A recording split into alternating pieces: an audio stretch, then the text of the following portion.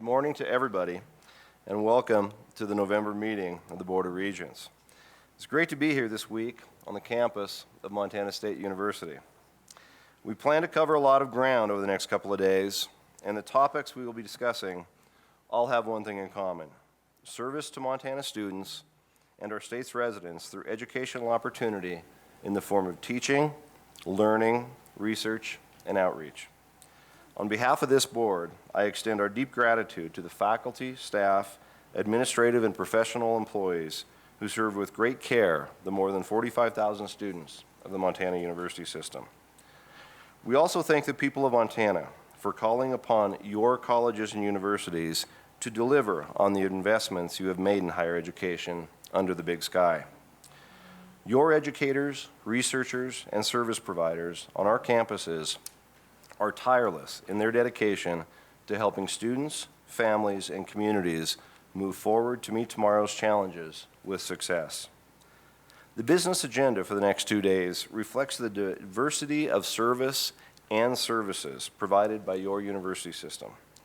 We're going to receive and review a system enrollment report that reflects choices students are making and tells us a little bit about who these students are and where they came from.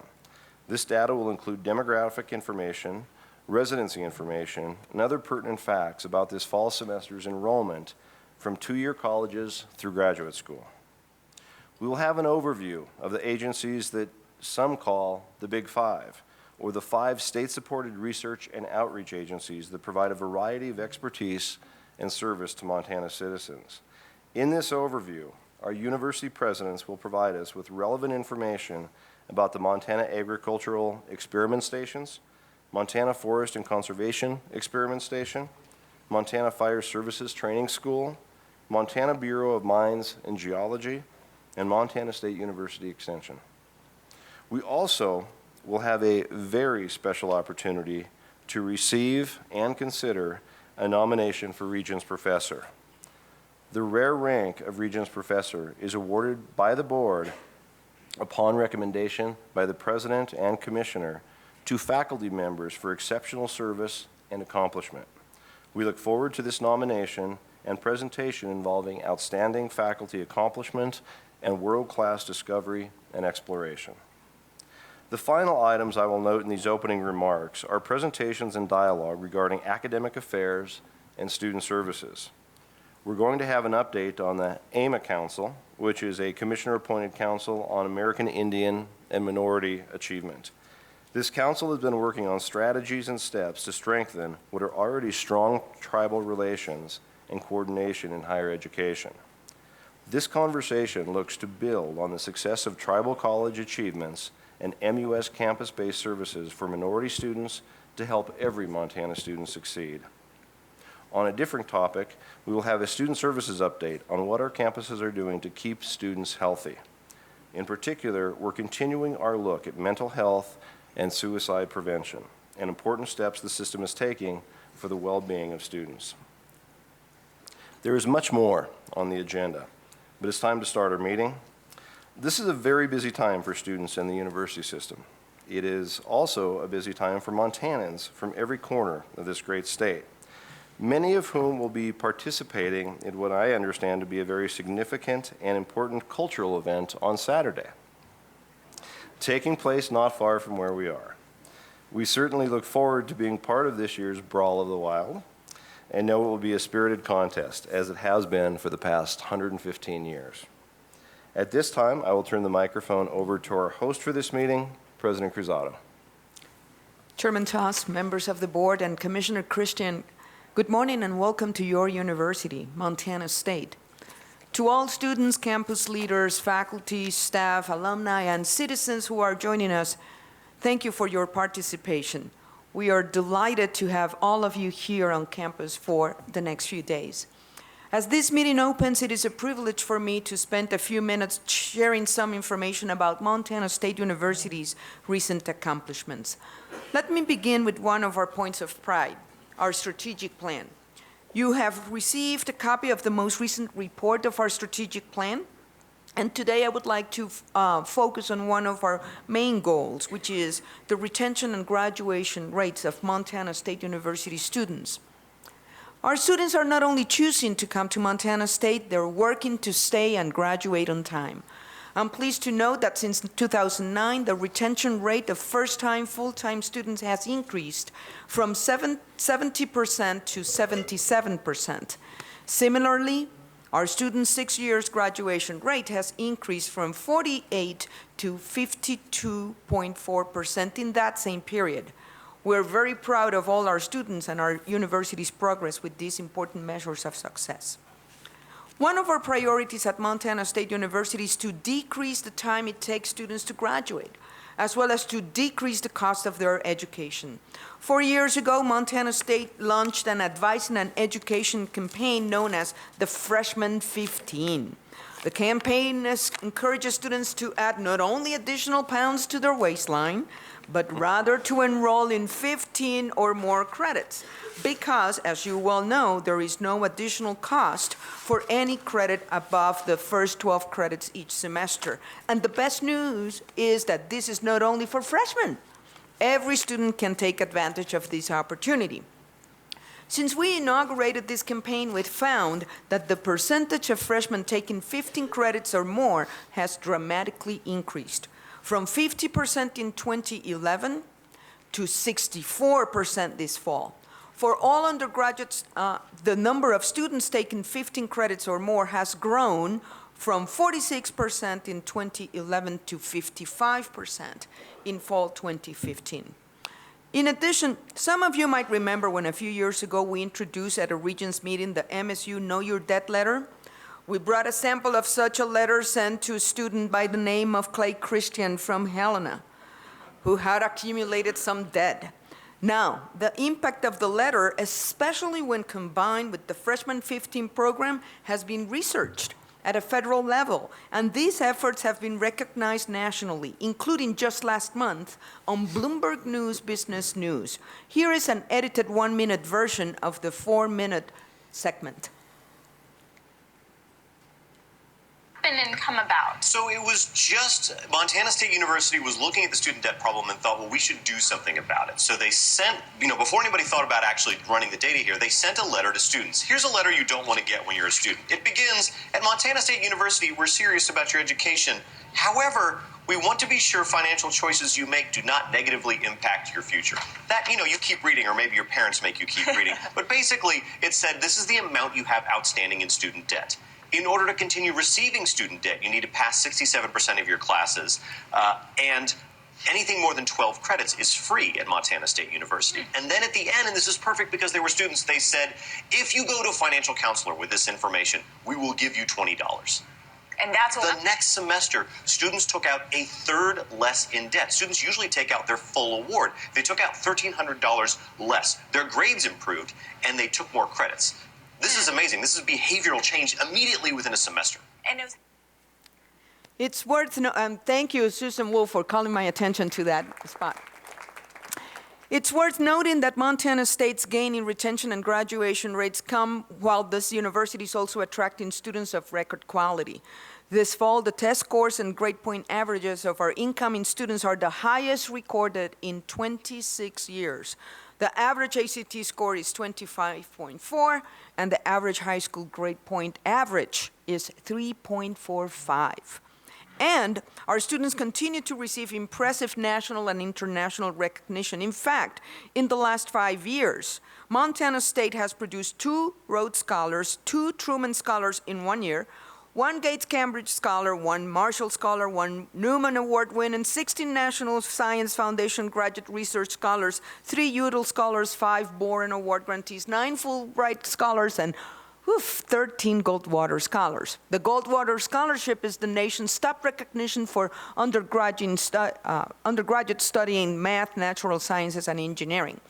Montana State has produced 64 Goldwater Scholars, and dear Regents, it is tied for number 8 in the nation. In position number 9 is Yale University. Speaking of Rhodes Scholars, many of you might remember former student Regent Joe Teal. I'm happy to report that this last weekend, Joe joined me at a panel of the Association of Public and Land-Grant Universities annual meeting. Montana State was one of 5 institutions invited to discuss the impact of the prestigious Peter McGraw Award for Community Engagement, which we received in 2011. As usual, Joe did a marvelous presentation, so much so that some members of the audience extended future job offers, including one as president. Which office of the presidency, though, was not specified.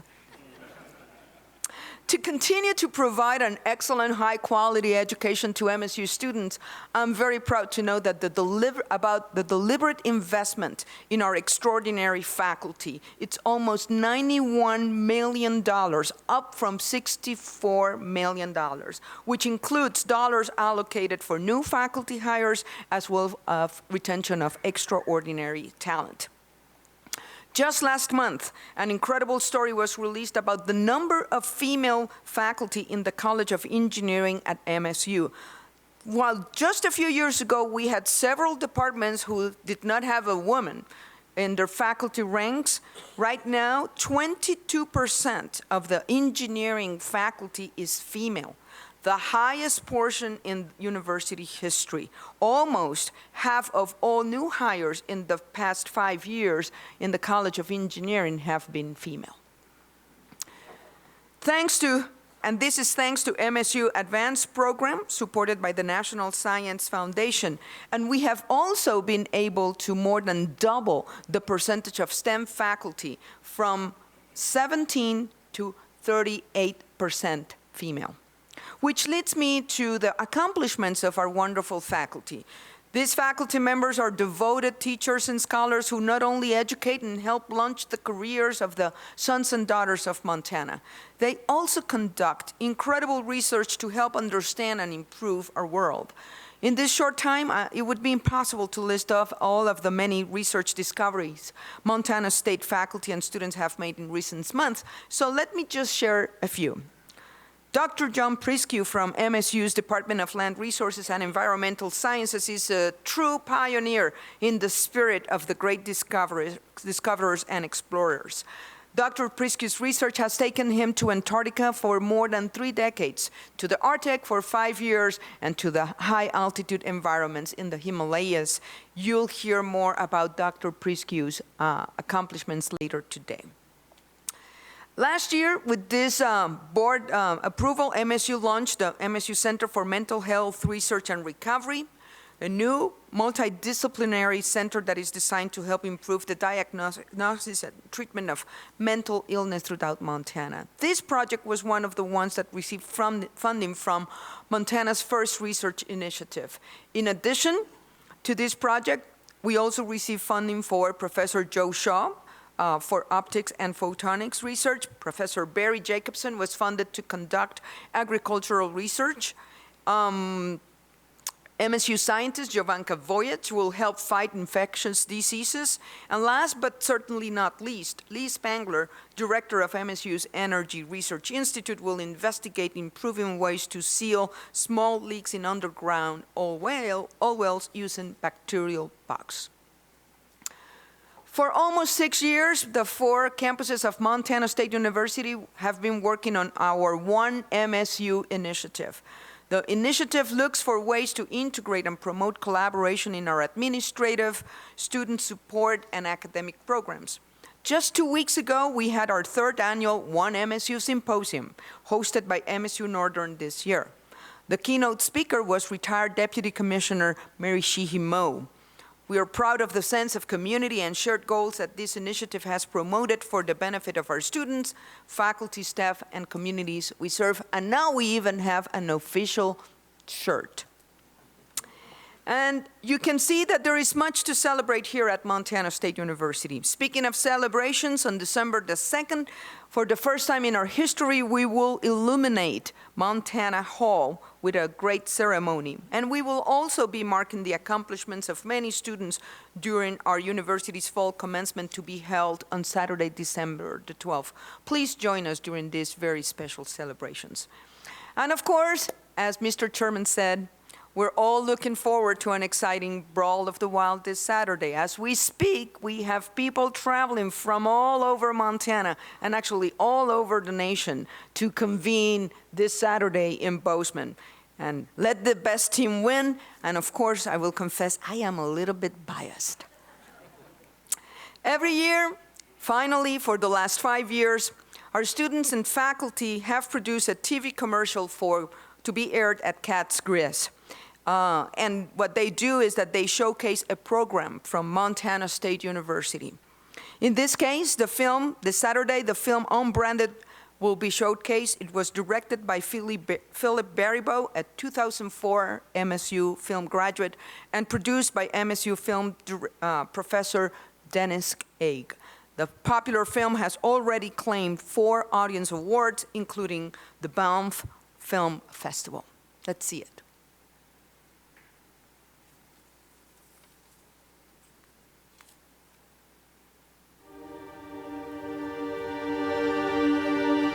When I was a film student at Montana State University, we were taught to go the extra mile to create the unexpected. A few years later, when I was asked to direct my first feature documentary about a 3,000-mile ride on wild horses, I turned to my MSU family for help. I put together a team of current students, alumni, and even faculty because I knew they would have what it takes to meet the challenge of making Unbranded.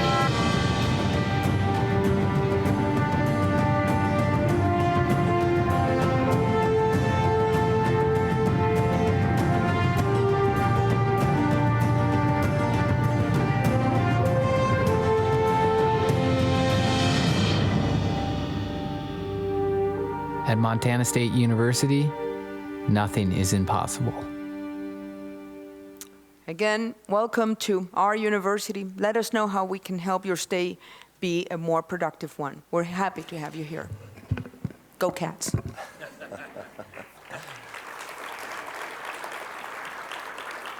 Thank you very much, President Cruzado. It's wonderful to be here at Montana State University.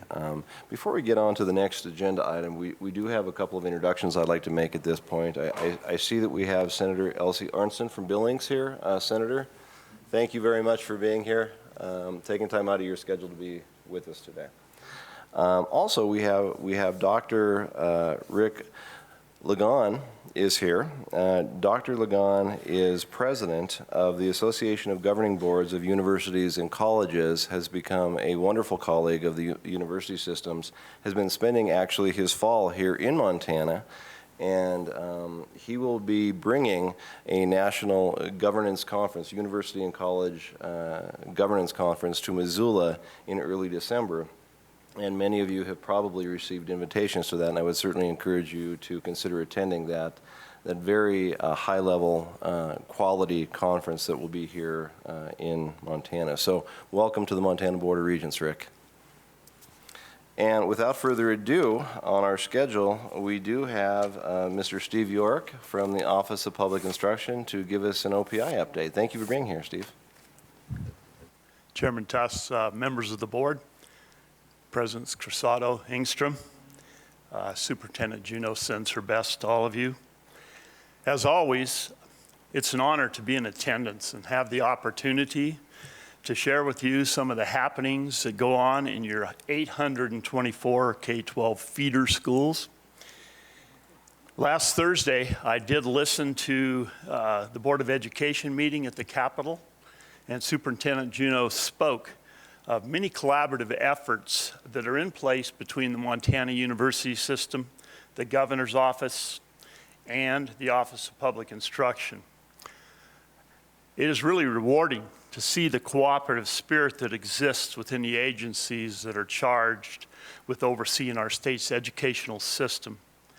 As I have stated at earlier Regent meetings, other state K-12 agencies are often envious of the Office of Public Instruction's relationship with the Montana University System.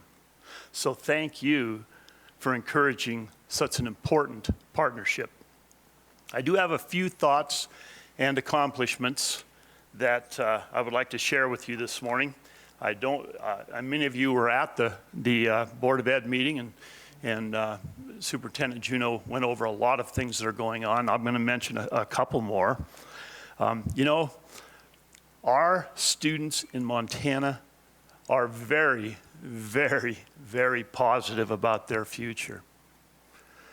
Through our student voice work that we do in the Montana Behavior Initiative, interestingly, over 80% of the 612 students that participate in the survey, which last year was near 30,000, state that going to college is important to their future. 80%. Another 10, 12, 15% state that they haven't decided yet. And yet, the ones that say, no, college is not in my future, falls to 3 to 5% on a yearly basis. Now, we're not getting all of those kids, so we have a lot of work to do on all fronts, and I think we're making progress. So they're positive about their future, and yet we at the K-12 level face the same challenge as the Montana University system and the state as a whole, in the fact that our suicide rates among our citizens, including our youth, are the highest in the nation. And this is not a #1 ranking that we celebrate. During the 2015 legislative session, Representative Edie McClafferty of Butte championed House Bill 374. It was signed by the governor and established the Montana Suicide Prevention Act. The bill recommends that school districts in Montana offer best practice training to all staff in recognizing at-risk students of suicide potential, and then helps them to define a protocol that they can follow to get that student help. Within the law, the Office of Public Instruction was required to make available information on training that schools could use to meet this recommendation of the legislative body. Without hesitation, we enthusiastically brought together public and private experts from around the state and defined the quality programs available in the state. Out of this effort, we developed a website, which is on the screen above you. And this website is a great resource for schools in helping communities fight this battle. I need to point out that suicide is not a school problem. It's a community problem. Schools are a very large part of the community. So we need to do our part. Interesting, if you would slide that down to the map, this site is open, of course, available to anybody. It has a lot of great resources, different types of training, different types of things. I know that the Montana University system has been working on a similar type of challenge, and I would state straight out that you are welcome to look at and utilize anything on this site.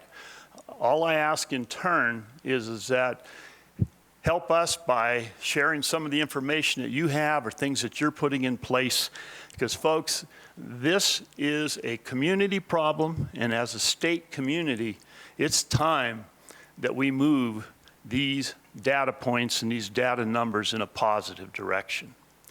Interestingly, I'll point out one thing if you look at the map.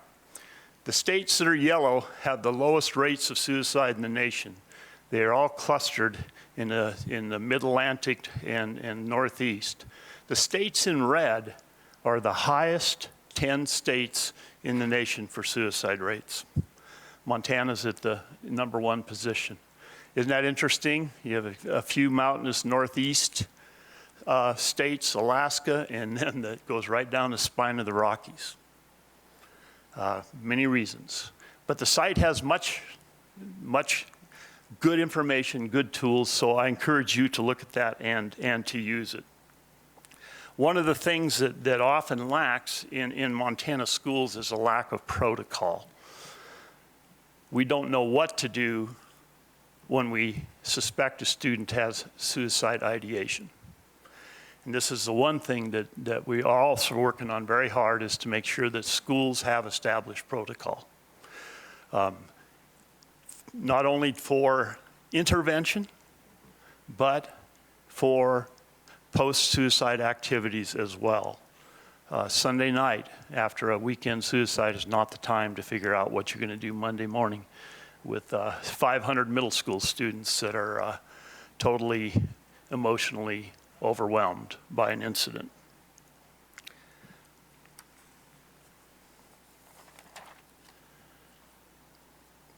One collaboration in which we at OPI hold exceptional pride is our continuing work with the Montana colleges in preparing our next generation of educators. The Montana Council of Deans of Education and the Higher Education Consortium are two examples of the Office of Public Instruction and the Montana University System collaborating and producing fruitful gains. One example I would like to mention is a partnership that came together to develop a model staff evaluation system for the K-12 educational schools. The recent revision of the school accreditation standards, which are found in Chapter 55 of the Administrative Rules of Montana, requires that school districts have in place evaluation tools that meet minimum standards. The rule also required a committee made up of our educational partners, such as School Administrators of Montana, the Montana Education Association, Montana School Board Association, Small School Alliance, the Board of Public Ed, be brought together to develop a model evaluation tool that met that rule. The university system, the deans of education and their staff jumped in and joined us in this work, and we thank them for that. And they are continuing this work as we actively move to develop systems for principals and superintendents and other staff. I would like to point out that the schools of education are presently integrating various parts of the EPAS system into their field experiences. This will produce great benefits for our teachers in preparation, as it will ease their transition to the classroom as the evaluation process and the terms in it will be familiar to them. We talk about retention in students and graduating college, high school. We have to fight a retention problem in holding teachers after they've graduated and taken positions. Far too many are starting the process and then leaving the field. Once again, you will not likely find any other state where the university system will come to the table with administrators, school boards, teachers union, and a state K-12 agency to produce such a valuable tool for our schools and thus for our kids. We appreciate the effort of the deans and their staffs. And folks, there are many other examples of this sort of collaboration in practice. So again, thank you, Chairman Tuss. I will stand for questions, and I am attending the full meeting, so if you have questions, feel free to contact me if you need clarity or want a deeper answer. So thank you. Thank you, Steve, very much. Are there questions from the board? Any questions? Seeing none, thank you, and thank you for being with us for the 2 days that we're here in Bozeman. We're going to turn the podium now over, or the microphone over, to Siri Smiley from Governor Bullock's office with an update and a report from Governor Bullock. Thank you for being here. Yes, thank you, Chairman Tuss. Good morning, I'm Siri Smiley, Governor's Education Policy Advisor. It's a role I've been in since about June, since we lost Shannon O'Brien to the Missoula College, so luckily she didn't go too far. And before taking this job, I've been in the governor's office on his policy staff. So it's good to be with you here today. The last time I think I was at a Regents meeting, it was as a student in my capacity as ASUM Vice President. So I want to thank all the students for being here. It's a commitment to take half of your week and be here, but it's really important to have your voice. And that was so many years ago. I think Commissioner Christian was Regent Christian at the time, or Chairman. So on behalf of the governor, again, I want to thank the members of the board for your service and commitment to the students, faculty, staff of the university system, and to the state of Montana. He said it last week at the Board of Education meeting, but it's really a huge commitment, and he appreciates your time and energy and expertise that you bring to these issues. I also want to thank and commend Commissioner Christian and his staff for the work that they are doing every day to make sure that we're providing accessible, affordable, quality post-secondary education in the state. My report will also be fairly short since, as Steve said, we covered quite a bit at last week's Board of Education meeting. But I do also want to recognize that level of collaboration that was evident throughout the meeting between K-12 and post-secondary systems. There's great coordination and collaboration happening, whether it's in the area of preschool and our teacher preparation programs that have moved quickly to prepare teachers to teach in preschool programs with dual enrollment, in aligning policies and reducing barriers for students to participate in dual enrollment, and with college preparedness and making sure our students are both academically and financially ready to enter post-secondary and succeed. And then there are those areas that Steve was just talking about, the challenges where there can be some shared learning, mental health, suicide, student achievement, et cetera. I think there's a significant amount happening to bridge the systems, and it's worth celebrating and recognizing. I also want to, since we didn't talk about it last week, really highlight the Workforce Symposium that happened just about a month ago in this very same ballroom. Is part of the Governor's Main Street Montana initiative. It was a peer-to-peer learning conference that provided employers, business and economic development leaders, educators, and other workforce partners the opportunity to address some of the challenges that we're facing with our workforce and talk about potential solutions at the employer level and also at the regional and state levels. There was great representation from the Montana University system at that symposium. And I especially want to commend both of the TACT grants. Every session had a panel or two, or a panelist or two that mentioned the incredible work that was happening with RevUp, intentionally connecting industry and employers to post-secondary program development and connecting our students to jobs.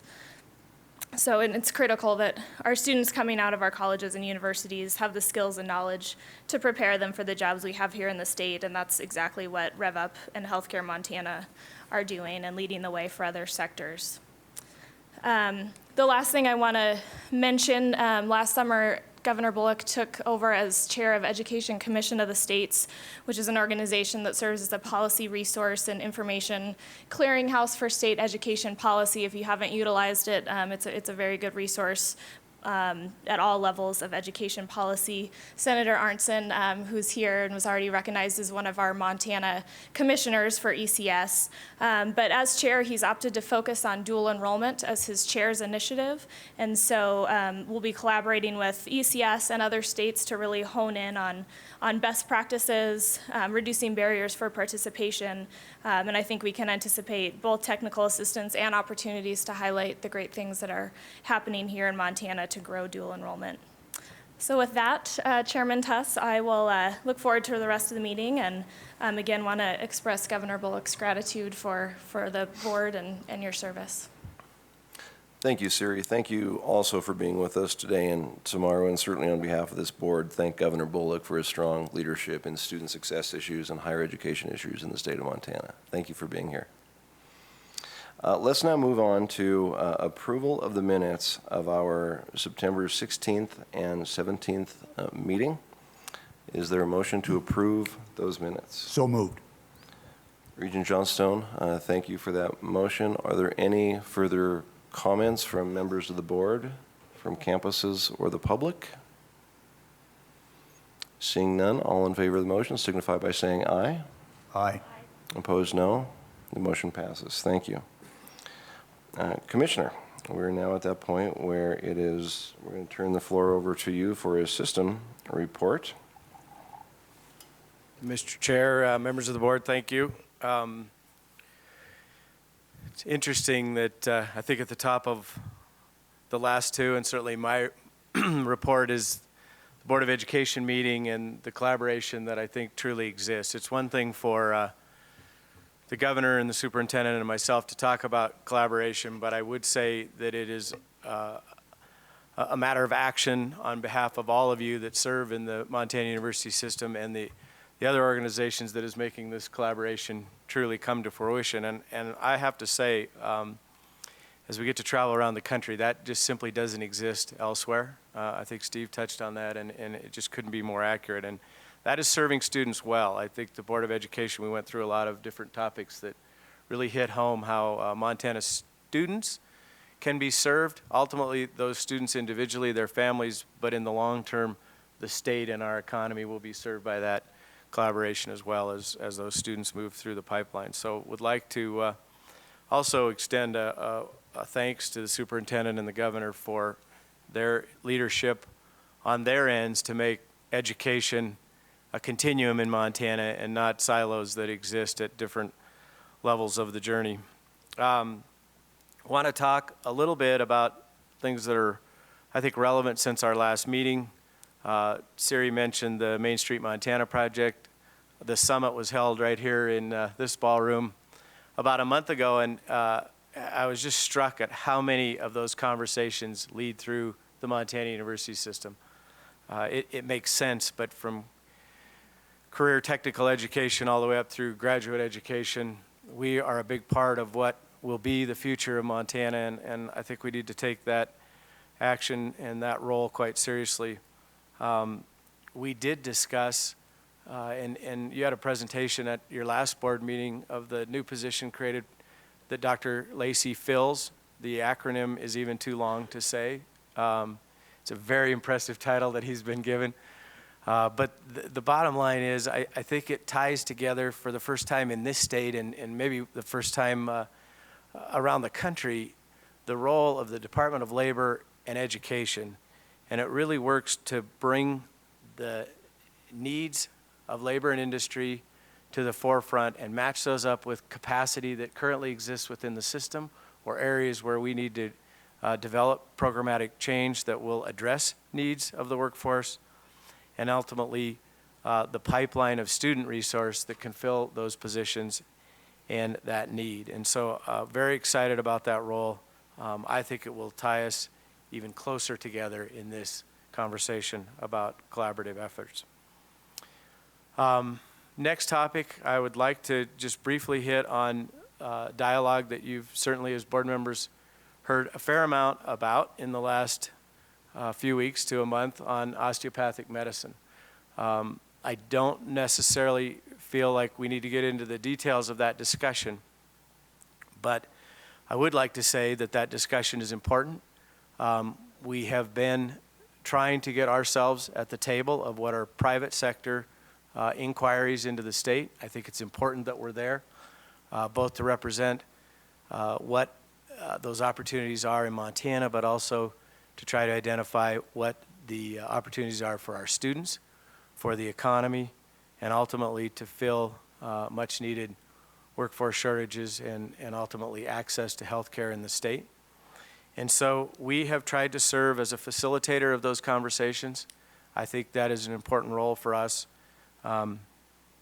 We will continue to do that. I will say that this conversation needs to include many stakeholders around the state, from physicians to clinics to hospitals to business people, government, civic leaders, all need to be engaged in this discussion, how it fits in Montana, and ultimately if it's right for Montana and our students. But I think where I'd focus a bit more time is the question that you all are getting, and what is the role of the Board of Regents in this discussion? And in very simple terms, this is private education that they are contemplating at this time. And the role of the Regents in that decision is none. That's, I mean, just as clear as I can tell you, that is a private business at this point in time. And that decision will be left to them. Now, that doesn't mean that we're not part of this conversation and that we shouldn't be. I truly believe that we need to be. We need to have our opinions after a thorough process heard. So there is some level of engagement that I think is appropriate, but when you all are asked, what are you going to do about this decision, I think that won't come before the board as a decision point. And I think we need to start with that very clear anticipation. Whether or not to have a school of osteopathic medicine that is self-accredited and standalone for-profit entity will not become before the board. No different than what happens at Carroll College or Rocky or Great Falls University comes before this board. That said, I want to be completely clear, and I don't want to confuse the two messages, but there may be other areas, that, including input from us on the decision that this board will engage with when the time is appropriate. There could be decisions that come to this board in terms of sort of ancillary services or other pieces of this. And what I mean by that is if they request services from us, or if there is a request for a partnership of any kind, those potentially could come to the board, but they also potentially may not. I will tell you, there's a for-profit scuba diving class taught at the University of Montana that does not come before the board. That's a service that they lease, rent, pay the University of Montana for, and we have board policy that allows that under the guidelines of ancillary services as long as it is completely recouping the cost of those services. So, you know, it just depends on the nature of the request, but I don't want anybody to get broadsided down the road saying, oh, well, we thought nothing would ever come to us. The other interaction that is possible, and we've had a lot of our legal team studying this, as has the schools that are interested in Montana now, there could potentially be sort of a certification level from our office as to whether or not they're compliant with Montana law. As part of accreditation, some schools will ask, some accrediting bodies will ask, is there anything in Montana that is unique? Do they have to pay a fee? Do they have to do any of these steps? And we would simply certify the answer is in Montana, likely not. And so that actually happens all the time for online learning. We have reciprocity agreements, but different schools have to ask us, is there anything we need to know about Montana? If so, if not, that usually is covered by Elizabeth Turnus or John Seck's office. But so there potentially could be interaction. I don't want to make too much of those, but I don't want someone down the road to say, well, we thought there was none. But I think the large discussion is, will there or will there not? That will not come before the board. But it doesn't mean that we won't have interest in this. It doesn't mean that we won't have dialogue. It doesn't mean that we won't share our input and our feelings as this moves forward through what I hope will be a thorough process and a thorough discussion amongst those stakeholders that I have mentioned before, and I will do everything I can from this office to make sure that we facilitate those conversations. So all voices, even in a private sector business, are heard in this very important topic for Montana. Moving on to a couple other topics. Beginning of this week was with the two presidents at the APLU conference, Association of Public and Land Grant Universities in Indy, 125th meeting of that organization. I won't go too much into it, but I will tell you, I had the privilege of joining the presidents and chancellors from around the country. These are very complex organizations at this point in time. It has evolved into so many facets. We had conversations that ranged from whether security should wear body cameras to freedom of speech to curricular development to how do we face the changing landscapes that we are discussing in Montana, and from compliance to reporting to all of the facets of these organizations. I will tell you, for as much as I think we have our own challenges on occasion to address, I'm glad we live in Montana. They just pale in comparison to what some of these systems are facing. But nonetheless, they're out there, and I think it's important that we stay in tune with that. The only other highlight or light I would mention from that conversation is there continues to be broad support for summer Pell, and I think that's something our institutions need to continue to push toward. We need to push our elected officials toward that. That's an important step for students and ultimately for our institutions. Mr. Chair, I'd like to move on to another topic. As some of you may know or read, President Engstrom gave a discussion or an update to his campus on Tuesday that announced what I think is a significant, comprehensive plan to create a structurally balanced budget, fiscally responsible, and, if you will, sort of right-size the institution to its current dynamics. And I think that while time will ultimately help bring clarity to some of those discussions and decisions, it's many moving pieces within the institution, I think the President has really worked with his senior leadership team to try and address the circumstance that exists on his campus. And I'm very supportive of the fact that they have a comprehensive plan and that it addresses a long-term structural balance. I also was struck that most of the conversation was dedicated to the future and where they go in the future, whether it's recruitment efforts or ultimately sort of the long-term programmatic and redefining parameters that needs to happen on the university campus so that they meet the needs of their students and those students meet the needs of our state and our economy. The last item I'd like to touch on is recent education and trade mission expedition that the governor and crew led to Taiwan and Korea. I thought they were very positive events that had an incredible agenda.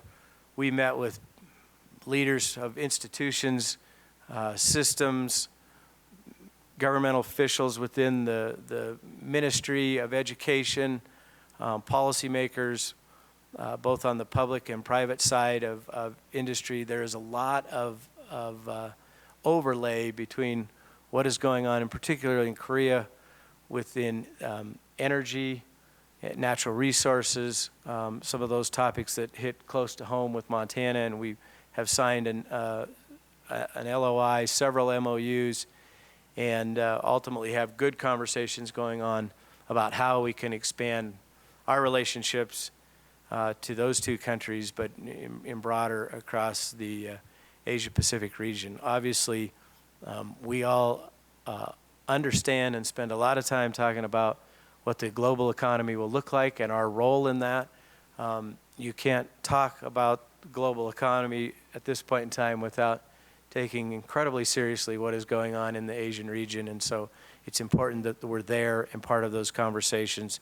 And I thank the governor for leading that mission. I thought it was very productive for the MUS. If there's any questions on any of those topics, I would be glad. I know we covered quite a bit of ground there, but I'd be glad to try to answer questions. If not, we can move on to the rest of the commissioner's agenda. Questions for the commissioner? Seeing It's none. pretty quiet. Was it like sombering topic or? I thought there's a lot of positive things. Regent Einstein. Thank you, Mr. Chair, Mr. Commissioner. You know, your discussion about the new possible School of Medicine, and is there some point in time that we could get a little clarification as to what the likely roadmap is with regards to how this proceeds? I mean, this is something new and different for me, and I presume a number of folks around the table here, as it relates to considering this, and how do we understand what risks are to our current processes and the WAMI programs and things like that. So I'm just kind of looking from the 40,000-foot level. Where do we go from here?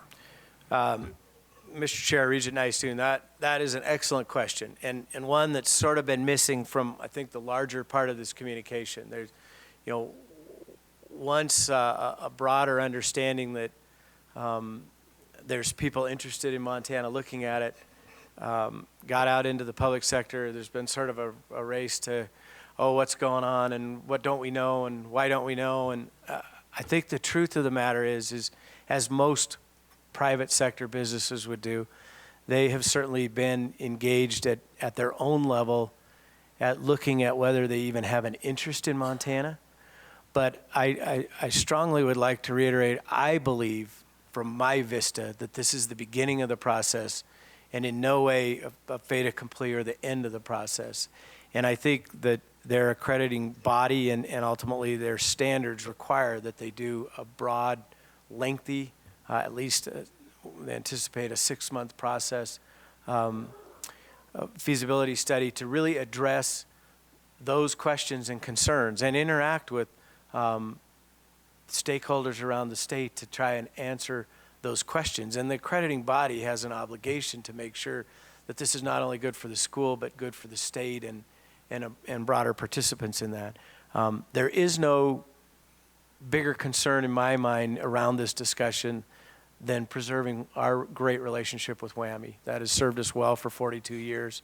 That is clearly important to me and important to the two presidents.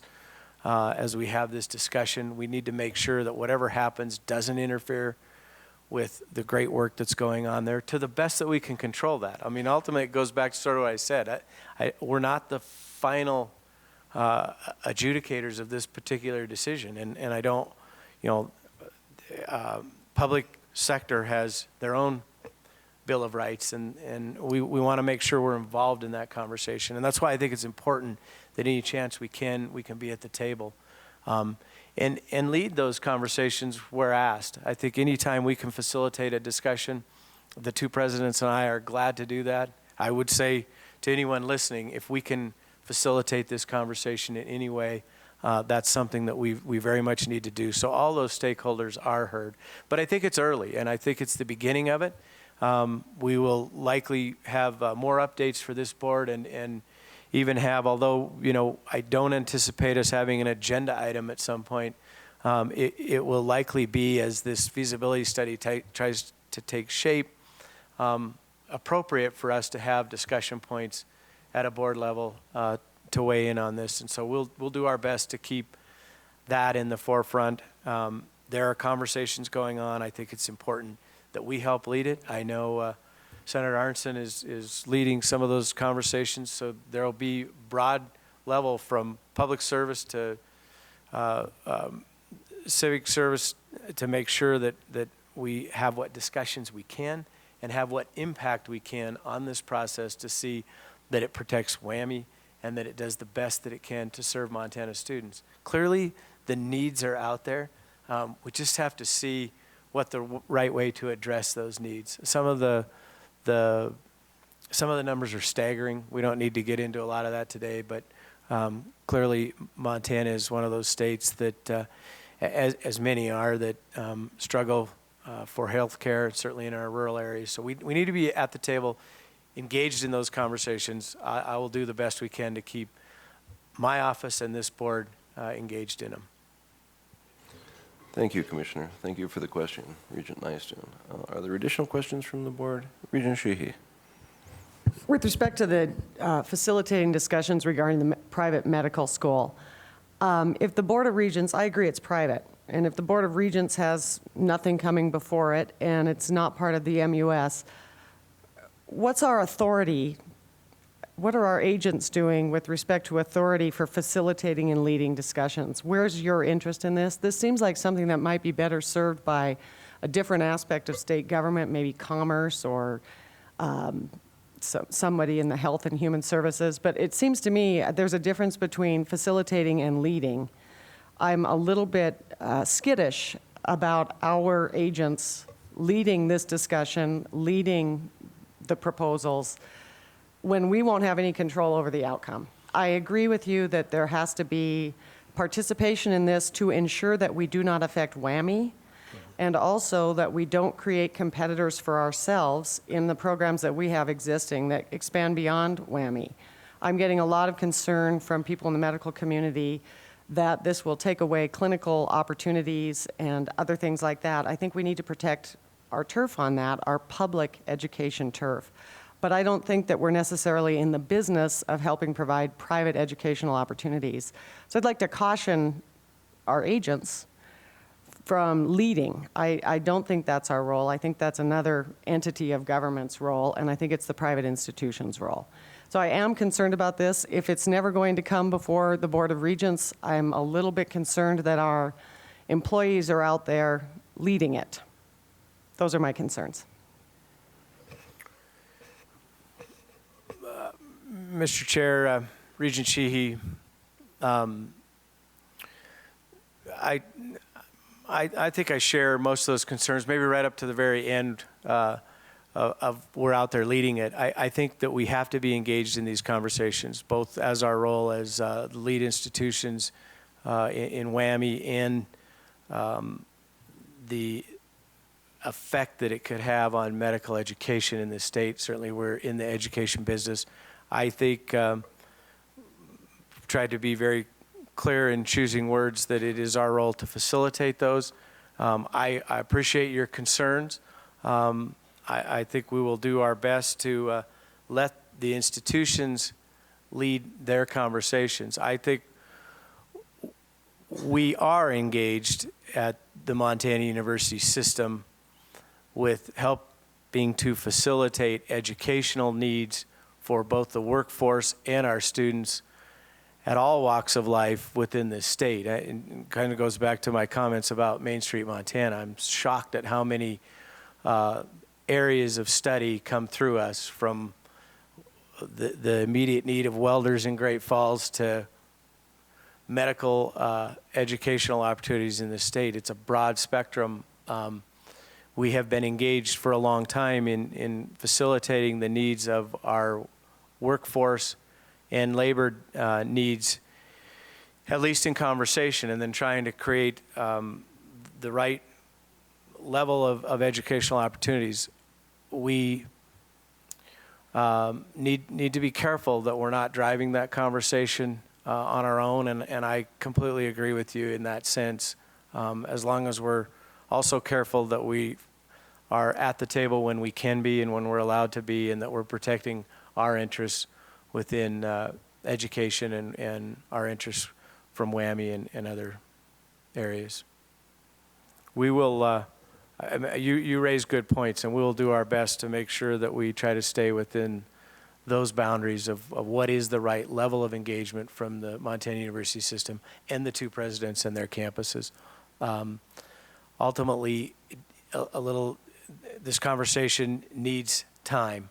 I mean, even you mentioned the clinic ships and some of those are huge concerns that are also 5 to 7 years down the road. So this whole process, I think, needs some time, and I think the more that we can articulate that it needs to be a process and that all those stakeholders need to be at the table. And we're not the lead stakeholder on this. I completely agree with you in that we're one of the stakeholders. And so making sure that those discussions happen over the next 6 months to year to 2 years to ultimately a 5-year and outside window is important to us, and that it's done right if it happens at all, so that it doesn't influence some of the things that are dear to us. Thank you, Regent Sheehy. Additional questions from the board? Seeing Regent Albrecht. Thank you, Chair Taz.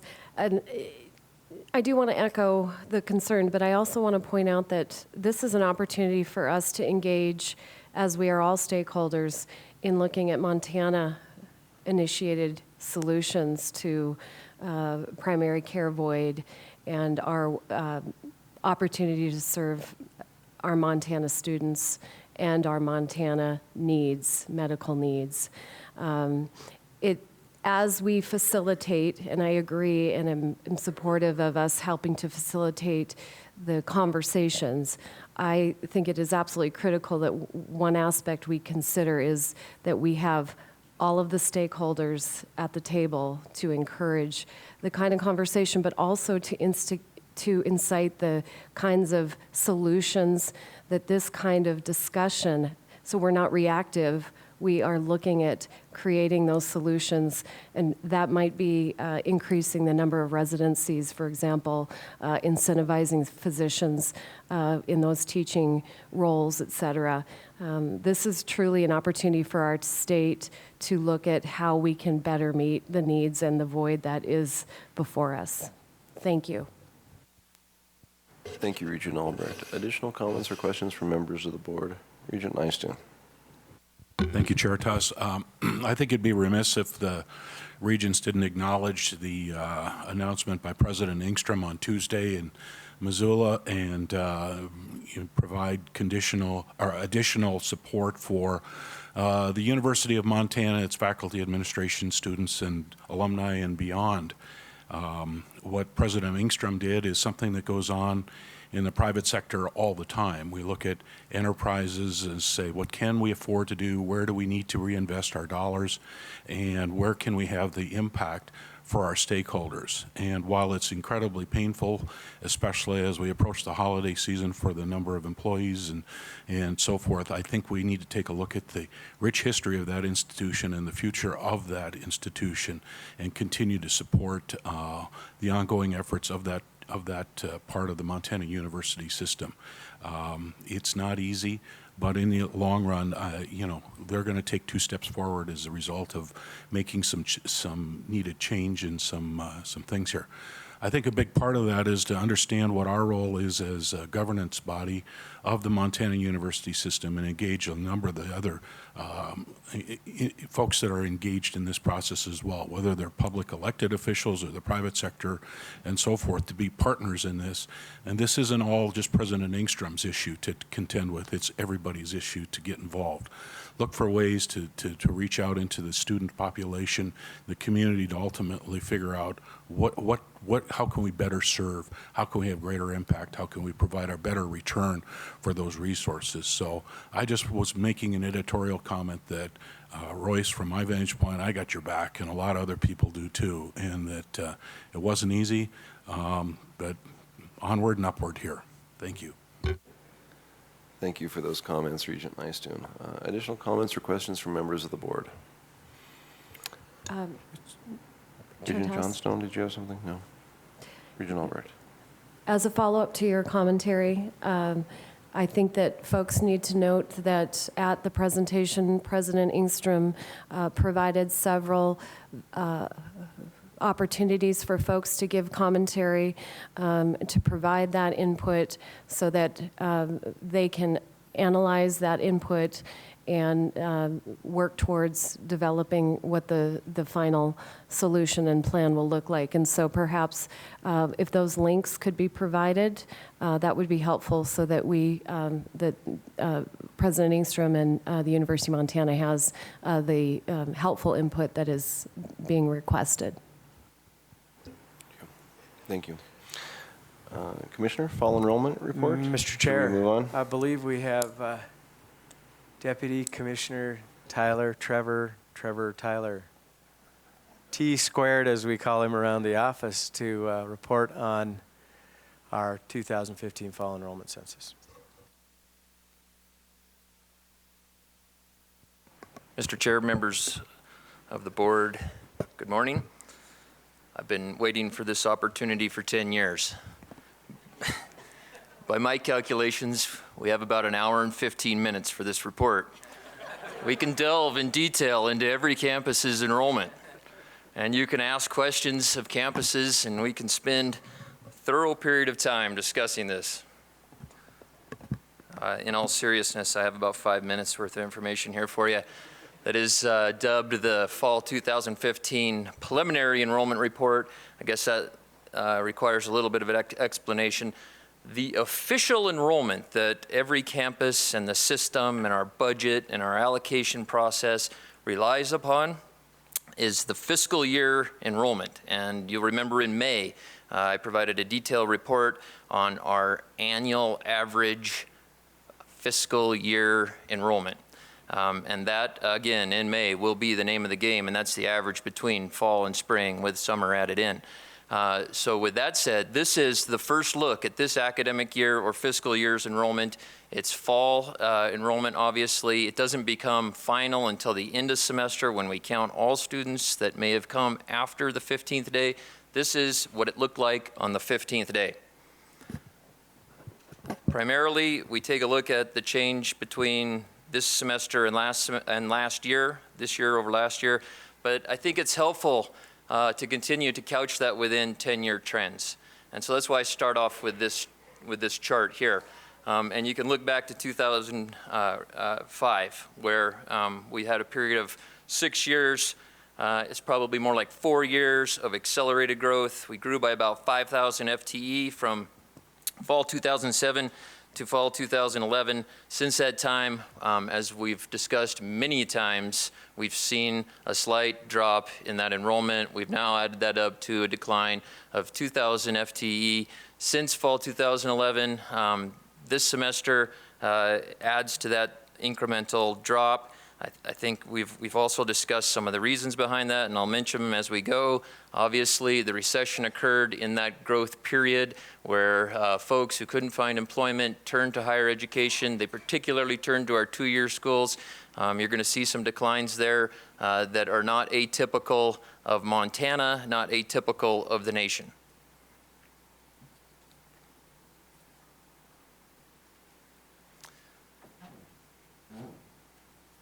So switching to the next slide, as always, we break enrollment down by resident status and level.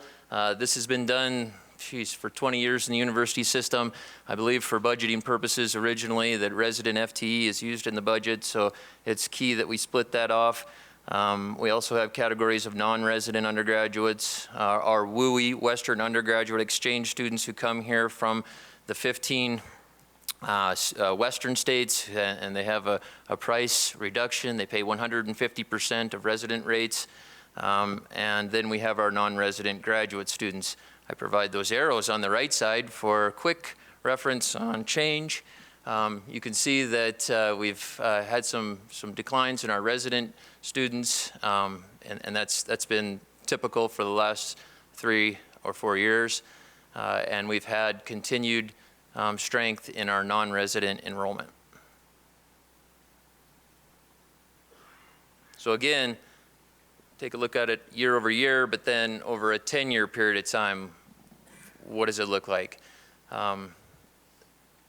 We see increases. We see an 8% overall growth, about 3,000 FTE over this 10-year period of time. The resident student enrollment, however, now is slightly lower at the undergraduate level than it was in 2005. That's the decline of our recent high school graduates. It's also a decline, as we'll talk about more, of our non-traditional students, which we had just great accelerated growth during the recession, that we've seen a pretty substantial decline in the last 2 or 3 years as those folks are finding employment.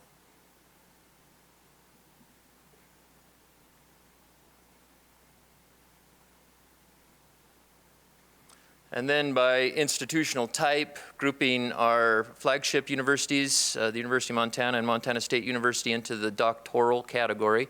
Then we have our 4-year regional or comprehensive campuses, and then our 2-year colleges, including the community colleges. So this represents the change from this fall to last fall. At any time, don't hesitate to interrupt, ask questions. I'll move along fairly quick. And over a 10-year period of time, we've seen growth across all institutional types. Highest percent at the 2-year colleges, highest numerically at our flagships.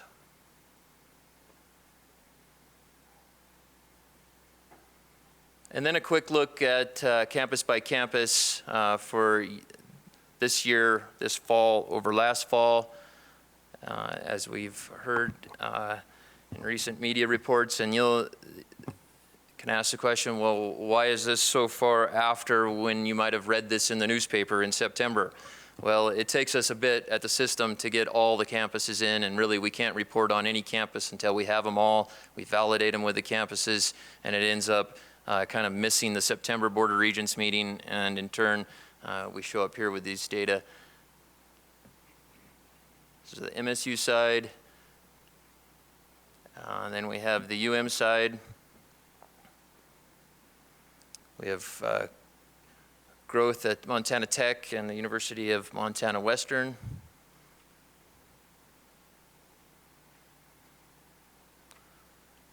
And then we take a look at our community colleges. With Miles Community College, I believe, seeing growth for the second fall semester in a row.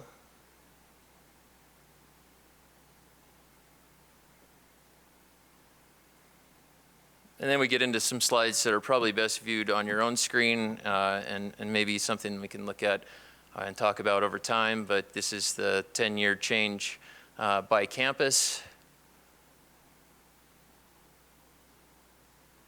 I believe 2/3 of the campus is growing.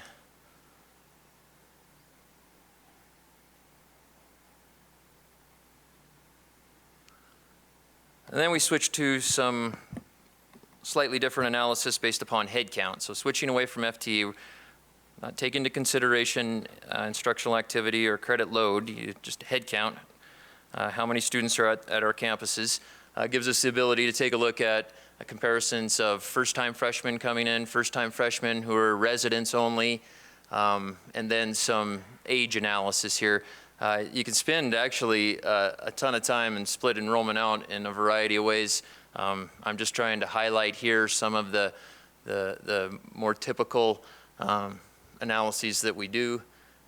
You can see that we continue to struggle with the number of first-time freshmen coming.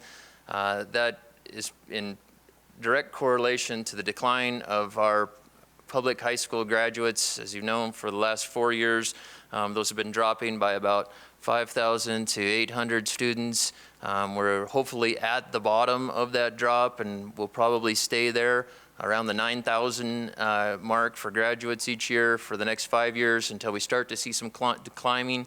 But it won't, as projections have it, be until 2024 that we'll get back to the 2008 levels. And I think that's going to be the name of the game.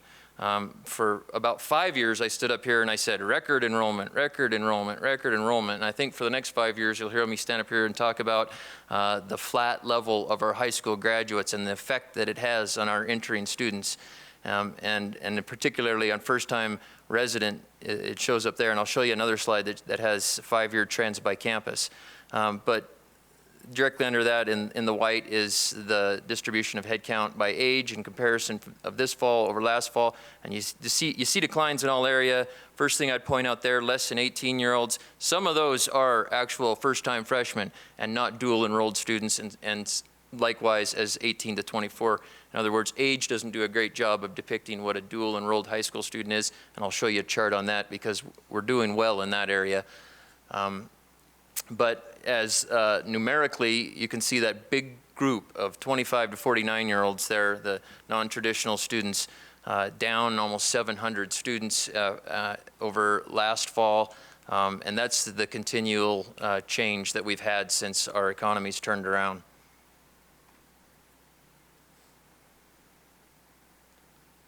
And so I thought I'd give you this for just a point of interest here. It's well, I don't know, it's about 15 years. You can just take a step back and glance at that, and you see, well, the 18 to 24-year-olds, we've had a lot of growth, and then it's just kind of flattened off. The same thing happened with the non-traditional students there in green in the middle, except for the last 3 years. And that's really where our declines have been seen. And then the growth in the less than 18, primarily due to dual enrollment.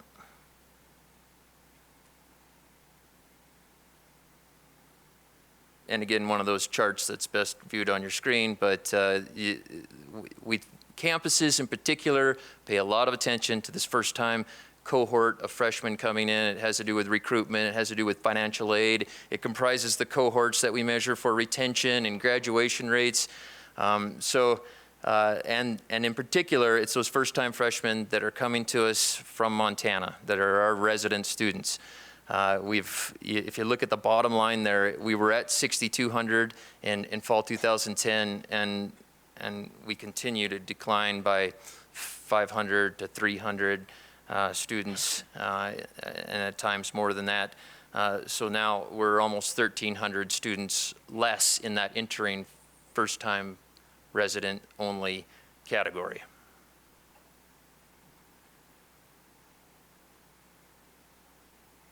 And dual enrollment, as you've seen this chart evolve over time, spring 2012 is when we really first in our data set started to consistently capture our dual enrollment. As we've progressed along that scale there, fall 2014 was the first time we began to consistently collect dual credit within dual enrollment. And as you all know, dual credit are those students that are high school students that are enrolled in a college class, that take that college class taught by a teacher that is a high school instructor right in front of them, likely in their 7th period. And so you can see in fall 2014 and in 2015, we're kind of hitting our high marks there for the total number of dually enrolled students. And this semester, we have almost 70% of those students in dual credit type classes. And I think that is right in line with what the Regents have prioritized and the goals that we've set forth for growing dual enrollment that is aimed at that high quality, face-to-face dual credit instruction.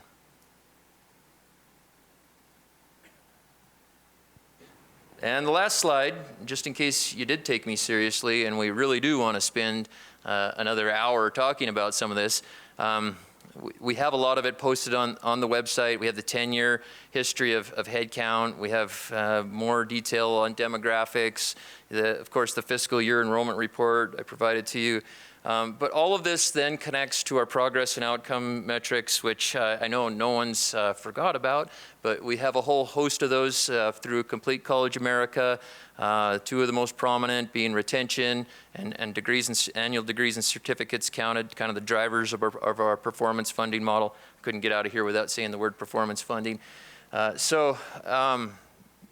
just kind of lay that out there for you. If you have any questions, I'd be happy to try to tackle them. We have the campus folks behind us that are much more versed in their own campus detail, and I'm sure could provide you some answers. Mr. Chair. Thank you. Tyler, could you go back to the dual enrollment slide, the one before this last one? I want to be really clear about what these bars represent. What is the darker blue, the changes in the fall of 2014? Can you go through that one more time? Sure. If we just pretended like all of the bars were dark blue right now, that would be just the universe of dual enrollment. Dual enrollment, that term being any high school student enrolled in a college class, whether he took that class at his high school, whether he took it online, or whether he showed up at one of our colleges to take the class, he, she. And in fall 2014, we were able to get a little bit more defined with what types of dual enrollment we were offering. And so the light blue then shows up as a type of dual enrollment, which is called dual credit or concurrent enrollment. High school students taking college classes that are taught to them by a high school teacher and taking them simultaneously, getting credit for high school and college in a class that's in their high school. Thank you. So for instance, in spring of 2014, if a high school student in Montana was taking a college course, it was in its own silo over here that had nothing to do with credit associated with high school. Mr. Chair, they were still taking dual credit at the time. We were incapable on our side of accurately identifying whether that type of dual enrollment was either dual credit, the concurrently in typed one, or the type where they're maybe taking it online or going up to the college campus and not receiving credit on both sides. So the bars that don't have the lighter blue, there was still dual credit occurring. We, as in our data system, meaning we, didn't have the capability to split that out accurately. Okay, thank you. Additional questions? Yeah, Regent Johnstone. Thank you, Chair. Tyler, I do take you seriously, and I don't want you to stand up there for an hour, but I do have a few questions. So,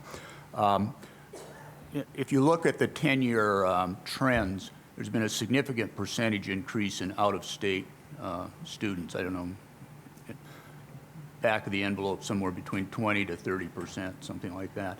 Is that trend likely to continue? Are your forecasts predicting that or not? Mr. Chair, Regent Johnstone, I would say the trend will continue. It probably won't be as accelerated as it was in the past. The recruitment for non-resident students is highly competitive. Campuses are constantly kind of pushing that market elasticity with price and the amount that they put out there to recruit students. It's very difficult to predict whether or not that will continue at the same escalated pace, but I would not project a decline in non-resident students. At a minimum, it would level off from its accelerated growth that we've seen in the last 5 years. If I might, I had two other questions. Thank you. On the freshman enrollment, the decline, two questions relative to that. Is the decline generally consistent with what your projections were? And then the second part of that, is our capture rate of freshman graduates about what you expected? Mr. Chair, Regent Johnstone, the capture rate is what we expected. In fact, the capture rate went up 1 percentage point. So it's not that we're not capturing the same amount. We're actually doing a very good job of capturing. We know that data, and we're actually better at analyzing and detecting trends there because of our partnership with K-12 and our K-20 database that we've developed with them. And the second part of your question, are we at where we projected we would be at? In 2008, we projected we would be at right here. It just didn't happen as quickly as we thought it would. The recession occurred, and our projections kind of got lost underneath the table, and we flew high there up until about 2012 or 13 when reality started to come back down. So, yes. And then my last question is, given the dual enrollment, if one measure is how many students we're providing higher education opportunities to, are we capturing that? Does this data capture it? I mean, we talk about enrollment trends, but are we picking up the impact, the influence of the dual enrollment in looking at those enrollment trends? Mr. Chair, Regent Johnstone, I believe I understand what you're asking me. So in our enrollment trends, did we anticipate that dual enrollment would grow at the same pace that it has? Did that influence our projections? Are we able to now, in our current pull of the information, fully grab all of the students that were participating in the university system? The answer to that is, the final question is absolutely yes. In our projections, we never did see a dual enrollment ever going to the level that it is right now. When we started projecting back in 2008, dual credit was merely a blip on our screen. I might not have answered completely what you're asking. Well, I think my point is that if you look at the enrollment trends, enrollment is down. But I don't think that's the full measure of the higher educational services that we're providing to the state, because I don't think the enrollment data that we have in front of us captures or recognizes the impact of dual enrollment. We are actually providing, I think, more higher educational opportunities than the enrollment trends would suggest. Is that fair? Mr. Chair, Regent Johnstone, absolutely. When you look at those dual enrollment students, not all of them, of course, come to the Montana University system, but we're launching students and exposing them to higher education at an earlier age, juniors and seniors. Some of those students taking those classes with them to out-of-state campuses. Some of them, obviously, using our common course numbering to be able to find their way into classes and knock off some of those core classes that they need. The headcount and the FTE alone don't come close to painting the full picture of the magnitude of what is occurring in the university system. Thank you. Commissioner. Mr. Chair, I would just add to this. As we look at demographics and this incoming freshman class, a lot of our enrollment numbers focus in those areas, but I certainly would remind the board and all that the students that we need to flatten this chart out or even to see it grow, which remember is one of the things we need to do over the next decade, is see our production grow. For the most part, most of those students we have now, and that's why I think there's been such a tremendous focus on retention and completion. If we simply do a better job at retaining and completing the students we have, we can dramatically affect our overall enrollment numbers. We've made headway there. I'm very proud of the work that's going on, but we also have a lot of room to gain there, especially at some of our smaller institutions. It's not all about recruiting that new student, or it's not all about the freshman demographics. It's about seeing that the students find success that come to us. And I think as we do that at higher numbers, we can continue on a trajectory of trying to meet those needs of our economy and the country in terms of producing more workforce ready and more educated citizenry for those jobs. Thank you, Commissioner. Regent Nystuen. Thank you, Mr. Chair, Deputy Commissioner Trevor. This what captures the attention of a lot of the public and the media and all of us in the room is what seems to be just one measurement, and it's called enrollment. And maybe just from the standpoint of my better understanding how all this works is connecting the enrollment numbers, the raw data, to ultimately the revenue that comes in to help us pay our bills and so forth. Concern is how do you validate that every campus is measuring apples to apples to apples so that there isn't a different interpretation as to what an FTE ultimately is? How do you go about validating that here it is, November 19th or so, if you had a student show up at your campus and enrolled and is not current on their tuition and fees, that are they really part of the revenue, the enrollment levels here? And then the third piece, sorry if you can remember all these, would be how do we make sure that waivers of tuition and things like that aren't used at an expanding level to the point where realistically, we're posting those numbers for enrollment, but in reality, we're not getting the revenue because we're cutting deals with students to stay on campus so that we can keep our enrollment numbers up there. I'm not suggesting that there's any games being played, but just from the standpoint of validation is to ultimately those enrollment numbers equate to revenue. So. Mr. Chair, Regent Nystuen, okay, let's put the waiver question over here for a second, and let's just talk about validation. We have a system-wide student unit record level data warehouse. Inside of that student unit record level means every piece of information from the demographics of those students to the individual courses that they enroll in is pulled into our database. And there is strict criteria on the reporting of that information and the recording and coding of that information for which classes and which students count, which ones count who have paid, and the elaborate process that we have there is built in and viewed basically by me and my staff.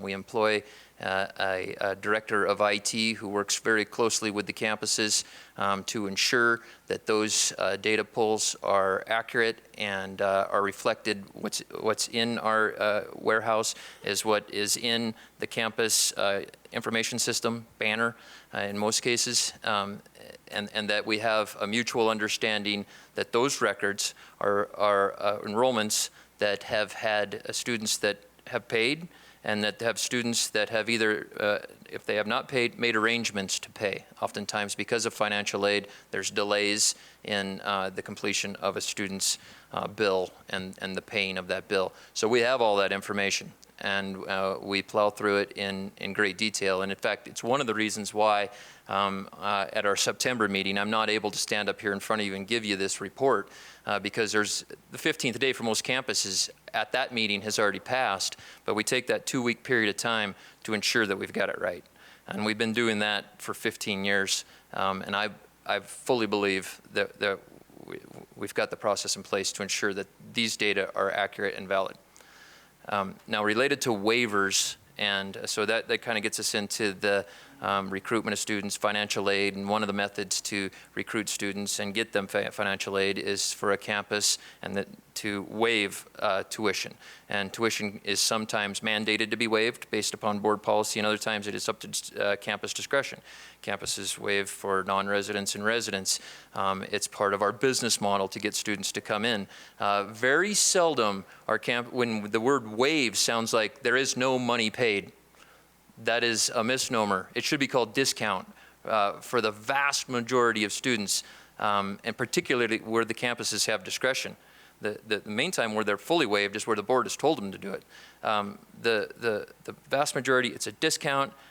We certainly have that same ability that I talked about when I talked about the detailed information. We have all of that as well in our system warehouse that we can run analyses on.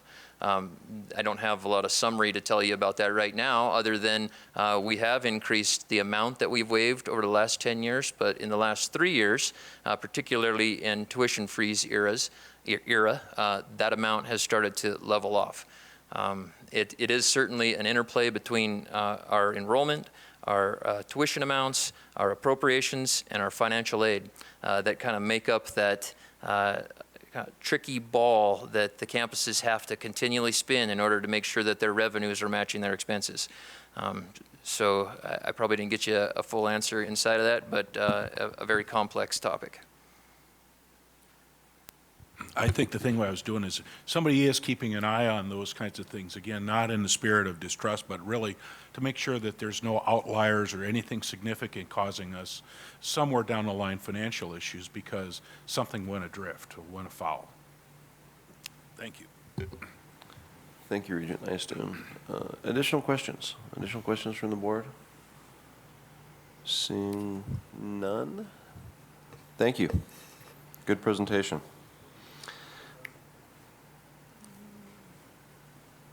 Chancellor? Thank you. Tyler, can you go back to the slide, please, on first-time freshman residents only? I just have to take the opportunity to point out that at the University of Montana Western, we are extremely proud of one of the numbers on this chart. The University of Montana Western is one of 2 institutions that has increased over 5 years in first-time resident freshmen, the other being Gallatin College. And as you know, the demographics, we're a rural institution. The demographics are even harder usually for an institution like us when we have fewer high school students graduating and going to college. But this is the 10th year anniversary of the full implementation of Experience One, popularly known as the block schedule, which is experiential learning delivered one class at a time. And this kind of a number is really extraordinary, and it is due to the hard work of our faculty and staff and leadership that has that totally transformed our campus to fulfill the needs of students and the state. Our retention numbers are very high. And just one additional comment, in addition to Experience One, we continue to create new programs. We just created a pre-kindergarten to 3rd grade program that is directly in response to the needs of the state and has gotten off to a really strong start. So thanks for the opportunity to point these out for Western. Thank you, Chancellor. Additional comments or questions? Additional comments or questions? Seeing none, thank you, Tyler. Commissioner, we have campus reports here. Any comment from you or your office relative to the campus reports? I would remind the members of the board that we've been given these campus reports, and we have these campus reports at every one of our meetings about kind of a look at what's happening on these particular campuses since our last meeting. Commissioner? Mr. Chair, exactly that. We sometimes move past these. We made a decision several years ago. We used to go through these campus reports that you all could read, and we could expect you to do that. And so we've posted them, but I would say they're very important. And since our last retreat, where we had good discussion about this, we've asked the campuses to do their best to include in those reports areas that, if asked, what should you be telling a regent that's happened on your campus since our last meeting? That's what needs to be in that report, and we'll work hard to see that the quality of those is meeting that question, so that we do our best to inform you on each campus across your system what are the pertinent information items that you as a board member should know that's going on. And so although we pass those by, I take them very seriously, and they're there for you to read, and certainly feel free as meetings in the future. If you have questions specific to those, you can reach out to us or staff, and we can answer those ahead of time, or we can answer them at a meeting, or whatever serves you the best. Mr. Chair, we do not have anything to add to the other. What I would suggest right before the break is if we could have a few brief announcements. We didn't do that earlier. I would certainly like to start by reminding everyone that this will be the last meeting for our good Deputy Commissioner Mick Robinson. He's served the state for over 35 years, and he's served education much longer than that, starting as a faculty at Carroll College. His expertise and knowledge as a previous budget director and all that he's done in public service has been incredible to our office over the decade that he has served there, and apparently he thinks it's time for him to retire and play more golf. And so we wish him well in that endeavor, but I would want to thank Mick publicly and remind everyone this is his last meeting, and to wish him well in his golf ventures in the future.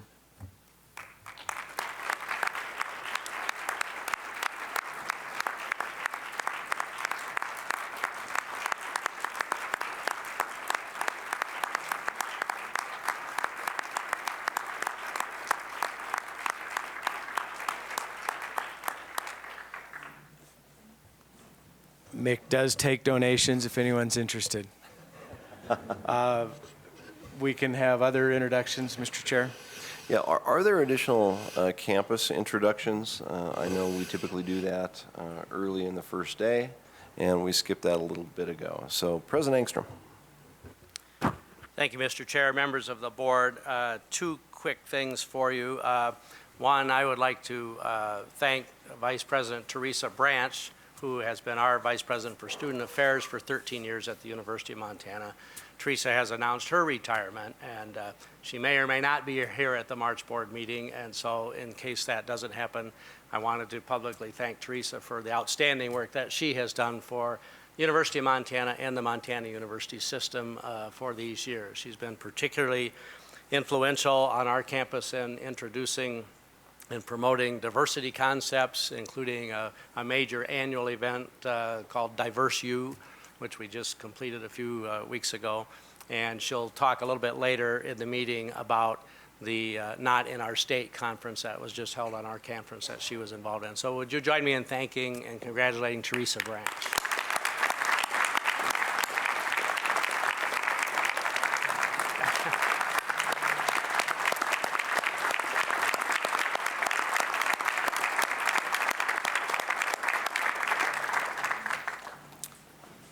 Mr. Chair, I have one more announcement then. Exceptionally good news. The Carnegie, it was just embargoed, and it was embargoed until today, in fact. But the Carnegie Foundation for the Advancement of Teaching and the Council for Advancement and Support of Education have named University of Montana Professor Doug Emlin as the 2015 Montana Professor of the Year. So Doug was one of 35 educators selected nationwide for this honor. Doug is one of our outstanding professors in our biology program, known for his exceptional teaching, mentorship of students, research, and outreach. He just recently published a textbook on evolution, which is widely used around the country, but he also just published a book called Animal Weapons, The Evolution of Battle. And that book won the 2005 Phi Beta Kappa award in science. So Doug is a tremendous faculty member, and I'm very pleased to be able to announce that this year's Montana professor is one of ours, Doug Emlin. Thank you. Outstanding news. Congratulations, Professor. Thank you, President Engstrom. Additional introductions? Are there any additional campus introductions? No. Commissioner, we don't have any? We're way ahead of schedule. Mr. Chair, I was going to say, with that, that completes the Commissioner's report. I apologize for being ahead of schedule, but I bet we could take a break and move on quickly and get as far as we can. Let's do that. Let's take a 20-minute break. Thank you. Let's reconvene the meeting, and we are at that point, the board education component of our agenda today, which is an overview of 5 outreach and research agencies. Commissioner? Mr. Chair, I won't spend long introducing this because we will get to the heart of it. As we're trying to do is introduce board members to various pieces of what all you oversee as board members. An important piece of that is the work that we do in extension and outreach across the state. And so we're going to present to you today an overview of that effort. President Cruzado, I believe you are starting, and we'll move through the 5 different agencies that serve our state. Sure. Thank you so much, Mr. Commissioner. Mr. Chairman, members of the board, if I can just start with some introductory remarks. So in 1994, the Montana legislature agreed to reformat the Montana University system and create the system that as we know it now, which means that it's a university system organized around 2 doctoral institutions, which will have affiliated institutions reported to them. The Montana legislature also took 5 state agencies that had some similarities, collaborations with the educational sector, and then organized it under the 2 doctoral institutions as well. I wanted to take a minute to say that because even though we call them agencies, it's really a combination of some state units that are unique to Montana, or in the case of the Montana Agricultural Experimental Station and Montana Extension, these are not only important or limited to Montana, but they are truly national endeavors. So I will be successful today if I can allow the Regents to understand how complex our 5 agencies are.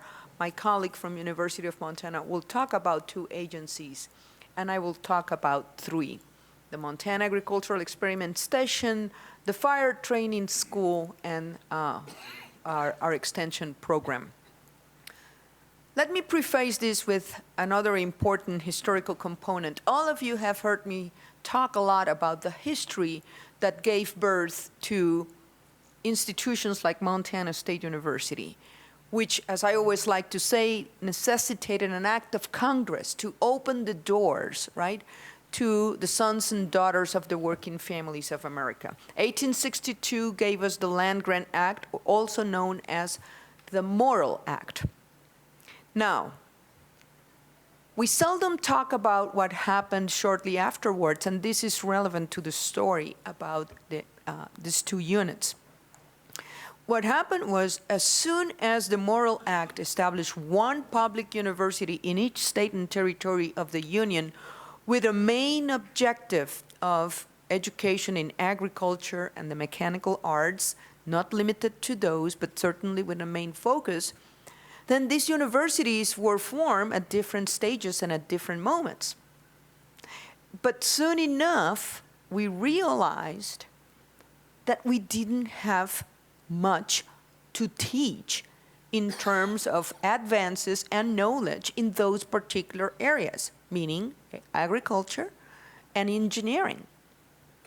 So fast forward in 1887, Congress approved a second very important piece of congressional legislation, which is known as the Hatch Act.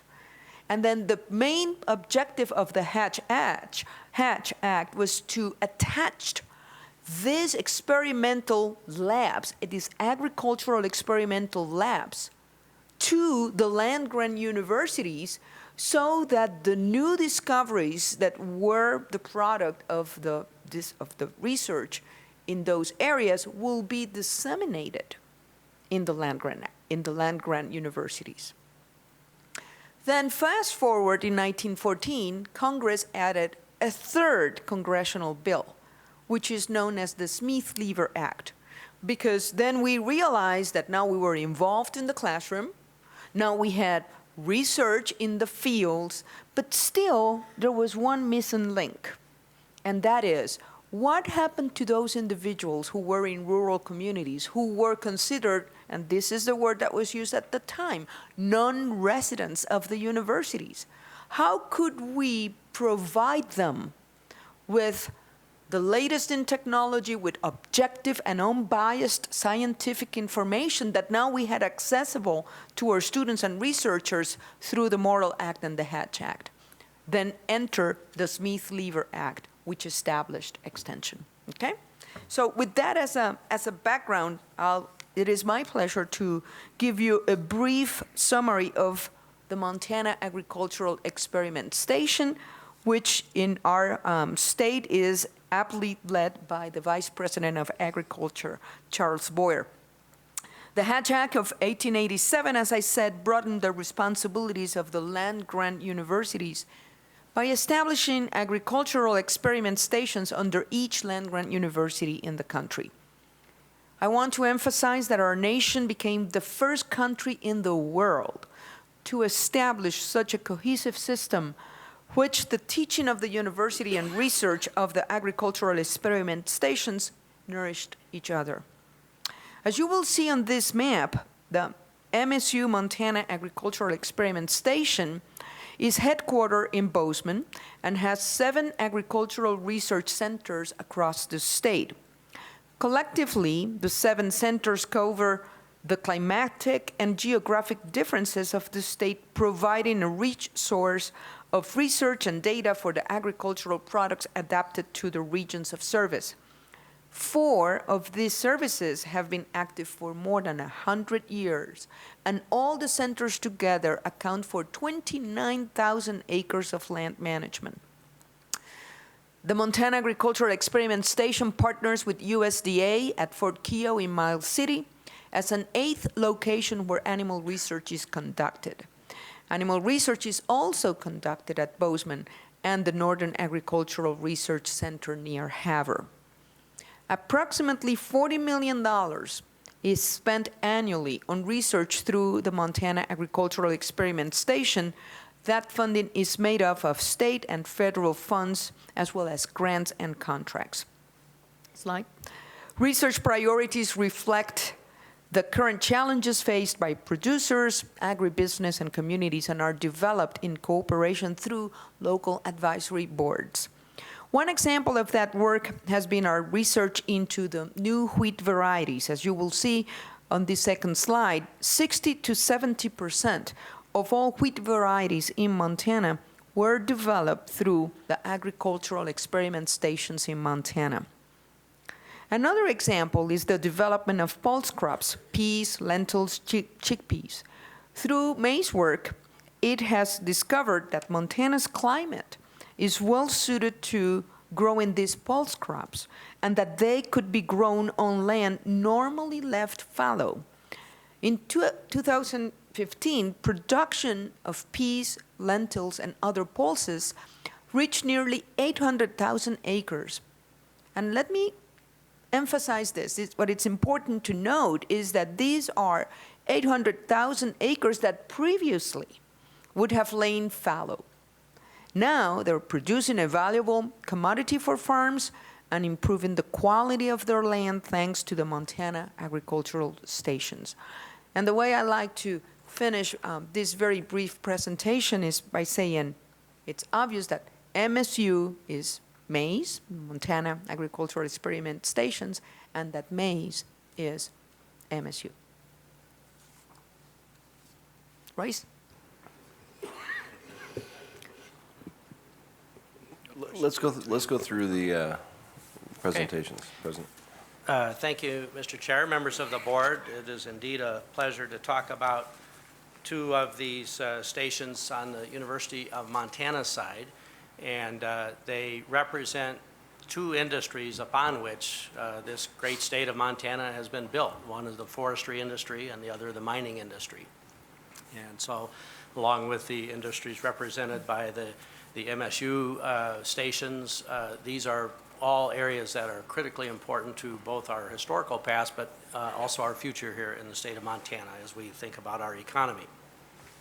So the first organization that I will speak to is the Montana Forest and Conservation Experiment Station located at the University of Montana.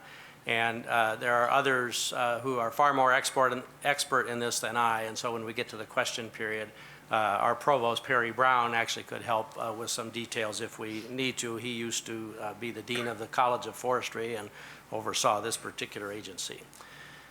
So the Montana Forest and Conservation Experiment Station is one of the premier university-run forest research stations in the country. The Montana legislature created the station in 1937 to use research and outreach to support the state's economy and sustain its natural resources. In fact, I think this particular station epitomizes the connection between research, teaching, and service that our universities are known for. With the state's investment of approximately $1 million per year, the Montana Forest and Conservation Experiment Station leverages an additional $13 million in external funds from federal, state, and private sources to do their work. If you could go to the second slide, the station provides base funding for faculty members and researchers in our College of Forestry and Conservation program, and they have a very active research portfolio through this center. I'd like to give you just a few examples of some of the very important research going on through the station. The National Center for Landscape Fire Analysis spent more than 200 days on fires just in this year alone, helping fire managers in Montana save money by using information technology systems and providing just general expertise in the area of fire management. Professor Diana Six is examining the relationship of pine beetles and the relationship to their fungi that are symbiotic with them. She studies how climate change is impacting Montana's forests through pine beetle infestation, and Diana is one of the nation's leading experts on this topic, and so she talks not only around Montana, but around the Northwest and Canada and so on. Professor Dave Noggle is helping landowners take action to recover sage grouse while at the same time improving grazing and keeping their land open for ranching. Professor Kelsey Jensko is producing data about drought, degree growing days, ground cover stress, and other factors important to the industries and the public who rely on Montana's clean, available water. Dr. Jensko also serves as the state's climatologist, and he runs the Montana Climate Office. Professor Andrew Larson is helping managers increase forest resilience by better understanding tree and forest spatial patterns. His research shows how thinning and prescribed fire can best be implemented to restore the spatial heterogeneity found in old-growth forests. Fire researchers are using advanced laser technology to collect fuels data that will help generate precise, accurate fire models. Landowners will be able to use these models to make decisions about how to protect their resources from fire. So in addition to the station itself, our scientists at the station actively manage the 28,000-acre Lubrecht experimental forest, about 45 minutes outside of Missoula, and they also manage the Bandy Experimental Ranch by Ovando. Both of these serve as laboratories, learning laboratories for our college's students and for our faculty. So again, the station currently has about $30 million of active external grants from various agencies, and those grants go into play in not only the research, but the teaching and the service and the outreach obligations and responsibilities of the faculty involved in the station as well. The director of the station right now is Professor Wayne Fryman, who is serving as interim dean of the College of Forestry and Conservation. And both Wayne and all of his colleagues in the station are so committed to doing research that applies to the problems of today's forests. The field of forestry obviously has shifted over years from one of essentially production to one of now how do we better understand our forest ecosystems, our grassland ecosystems, and how do we better manage the interactions with those systems with the human beings that spend so much time in them and depend on them so much. So that's a bit of an overview of the station, the Forestry and Conservation Station, and again, a wonderful organization so intimately tied to the College of Forestry and Conservation. Thank you. Thank you, President Engstrom. Yes, back. Are we going back and forth? Yes, I think that the way the slides are organized is that we are zigzagging. Yeah, exactly.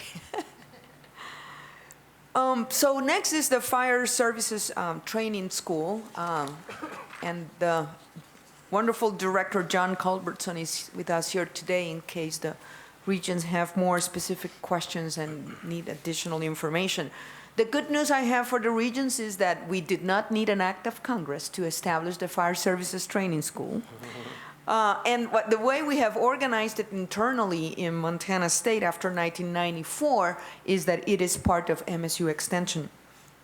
The school takes the training to communities statewide, provides 7 different professional certifications for firefighters, and its firefighter certifications are accredited internationally. The Fire Services Training School is a statutorily described agency in Montana Code. In other words, it has its own section in the Montana Code annotated, Title 20, Chapter 31, for the truly curious out there. The Fire Services Training School has 4.75 FTE, experienced field trainers that drive 180,000 plus miles every year to deliver training. Most of that is hands-on training. They work many evenings and weekends to meet our customers' needs. And remember, their customers are volunteers across the state.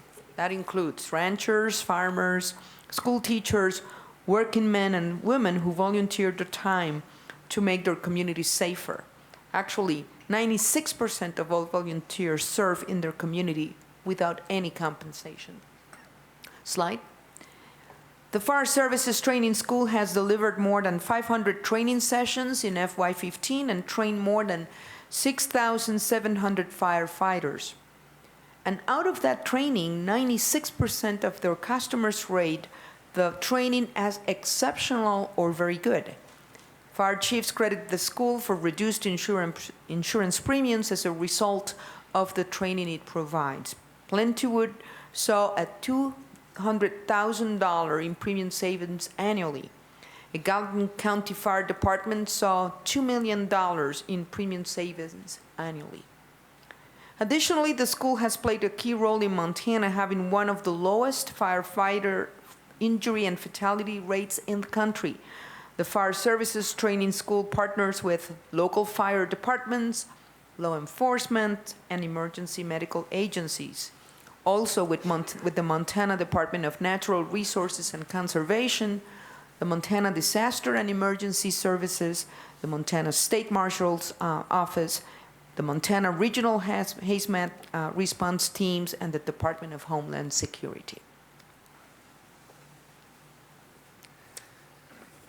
Next, board members, is the Montana Bureau of Mines and Geology, which is located on the Montana Tech campus. It is the State Geological Survey established in 1919 to collect, compile, investigate, and publish information on Montana's geology, mining, and water resources. The MBMG is unique among state agencies in that it hosts a 96-year-old publishing house that has produced more than 1,250 geological maps, mineral surveys, bulletins, memoirs, investigations, and open file reports that relate to natural resources in every county in Montana. Since the Bureau's first publication in 1919, publications have evolved from paper to digital reports, digital maps, and data, of course. The website hosts 12 individual databases that include groundwater, surface water, geological maps, mining archives, earthquakes, and coal resources formatted for download and use by a long list of users. So all of those are available to the general public, and I invite you to go browse through there. It's pretty fascinating. Funding for the MBMG is a combination of support from the state and the Montana University system, and from many partners and sponsors in federal and state agencies, tribes, counties, conservation districts, and of course the public. The total operating budget for the Bureau is just over $7 million for this past fiscal year, with 50% of that from the general fund, 16% from special revenue funds, and 34% from contract and grants. The projects are as widely varied as the mission of each of those partners: water resources for agriculture, energy, and growing communities, environmental assessment of mining, hard rock, coal bed methane, archiving one-of-a-kind data and information on geology, mining, oil and gas for natural resource exploration and development, and monitoring earthquakes as an integral partner with federal, state, and tribe first responders. Next slide, please. Publications and collaborations with other agencies is only part of the agency's success. On-the-ground research on topics directly affecting the citizens of Montana is the highest mission of the Bureau. Working with local watershed groups, city, county government, and developers, as well as other state agencies, often in the public eye, the Bureau is widely visible representative of the Montana University system. The expertise in natural systems is quite often brought to bear on difficult decisions related to mine reclamation, water rights, and natural hazards. The Bureau cherishes its strong reputation for unbiased, sound science, backed by publications, internal review, and scientists with a passion for their work. In addition, I'm not sure what's going on with the slides there. Don Blackheader was in charge of those. In addition to one-on-one interactions, the MBMG serves on and is served by advisory committees around the state. The larger programs are guided by groups like the State Map Advisory Committee, the Groundwater Assessment Steering Committee, and the Yellowstone Technical Oversight Committee. In turn, the MBMG faculty serve as advisors on local groups as the State Water Plan Basin Advisory Committee, the Coal Bed Methane Protection Program, the Board of Water Well Contractors, the Montana Water Research Water Center, the Industrial Advisory Committees for Montana Tech Geological Engineering Department, and a number of others. And of course, the staff there share their passion for geosciences with dozens of students each year in geological mapping, hydrogeology, and geochemistry. Fieldwork, lab studies, modeling, and geographic data management systems are some of the opportunities the Bureau provides for undergraduate and graduate students. And when we get to questions, we have Tom Patton, who is one of the research directors at the Bureau here, as well as Chancellor Blackheader. Thank you. Thank you, President. And then lastly, let's talk about extension. And in my last presentation about the Montana Agricultural Experiment Station, I said that there were two important pieces of federal legislation that came after the Morrill Act. The first was the Hatch Act of 1887, which created the agricultural research stations under the land-grant universities, and the second was the Smith-Lever Act of 1914 that gave us the great treasure that we call extension. And I insist on this point because the way we look at extension and maize, these are three parts of the same unit. Extension was another great complement and catalyst of the land-grant university, bringing into being a statewide educational outreach network that took the research of the university and the agricultural experiment station and shared it with the community. MSU Extension integrates learning, discovery, and engagement while impacting Montanans throughout their lifespan in all 56 counties and 7 reservations. For this reason, as you can see on this map, is that we proudly say that at MSU, the entire state is our campus. Extension agents and specialists are MSU faculty. Actually, the same thing can be said about MSU researchers. And I have some individuals that have joint appointments. If you were to look at some of the FTE distribution of individuals who report to MAIS or to Extension, it's not infrequent to see that sometimes it's a 0.5 appointment in MAIS and a 0.5 appointment as a faculty member. Or sometimes it's a 0.3 FTE appointment as an extensionist, a 0.3 appointment as a faculty member, and a 0.3 appointment as a researcher. That's how integral these three programs coexist. Their classrooms are fields, community halls, and kitchen tables for Extension. For Extension, their students are ranchers and mayors and children and grandparents and entrepreneurs. Their projects are community-driven, long-standing, involve trusted relations, and create an open environment for quickly responded to local needs, and to help shape the future of small towns and urban areas alike. MSU Extension improves the lives of all Montanans and strives to reach underserved populations through 4 program areas, and I will mention some examples of work in each area. I also need to emphasize, sometimes there's a little bit of a confusion. Some people think that Extension is only about agriculture.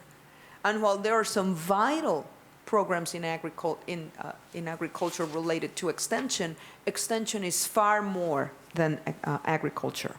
The first area is agriculture and natural resources, which involves horticulture, forestry, water quality, production agriculture, farm and ranch management, diagnostic and testing labs. Some of you have heard of the Scudder Diagnostic Lab, which identified more than 2,000 insects and plants sent in by Montana citizens this year.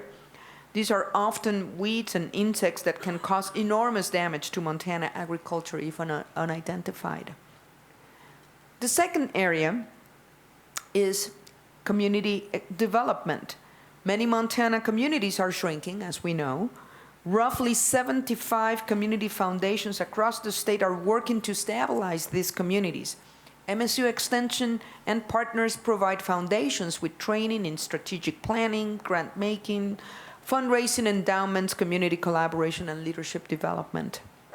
The MSU Extension Local Government Center is an example of a community development program. It provides training and resources for Montana counties and city officials who are responsible for more than $1 billion in public funds and more than 11,000 employees. Annually, it provides professional training for over 6,100 community officials and citizen board members. The third area is family and consumer science. In 2025, a quarter of Montana's population is expected to be over 65 years old. That includes me, actually. Montana has 131,000 family caregivers providing services valued at more than $1.39 million. MSU Extension educates family caregivers in self-care while caring for a loved one. Through another program called Grandparents Raising Grandchildren, also in the community development area, Extension provides education support and resources across the state to the more than 6,000 grandparents in Montana who give primary care to their grandchildren. This saves the state more than $200,000 a day in foster care payments. As Montana grows, estate planning becomes more and more important, and last year, 4,100 Montanans learned about the importance of estate planning thanks to MSU Extension. Finally, the fourth area is 4-H youth development. Yes, that's right. Montana 4-H is MSU Extension. By a show of hands, how many 4-Hers do I have in the audience? Let me see. See, it creates leaders. The program is supported by 4,000 volunteers at an economic value of more than $4 million yearly. Almost 20,000 youth participate yearly. Through 4-H, Youth participated in more than 29,000 STEM projects, including robotics, in computer and engineering programs. With MSU departments and extended University 4-H Bioscience, Montana engages youth in hands-on, year-long research projects on neuroscience, immunology, and infectious diseases and metabolomics. As you can see here in this card that it's being provided by Executive Director Jeff Bader, the impact of extension is absolutely enormous. In summary, MSU Extension connects the university with the people. It brings the knowledge and research of MSU to the people of Montana, and it brings the innovation, creativity, and realities of the people to the university. Finally, as I said before, MAIS and Extension are not agencies. They are part of who we are and what we do at Montana State. Thank you. Thank you to both presidents. Commissioner? Mr. Chair, members of the board, just add a few comments to that. Very important programs to us, to the state, to our system.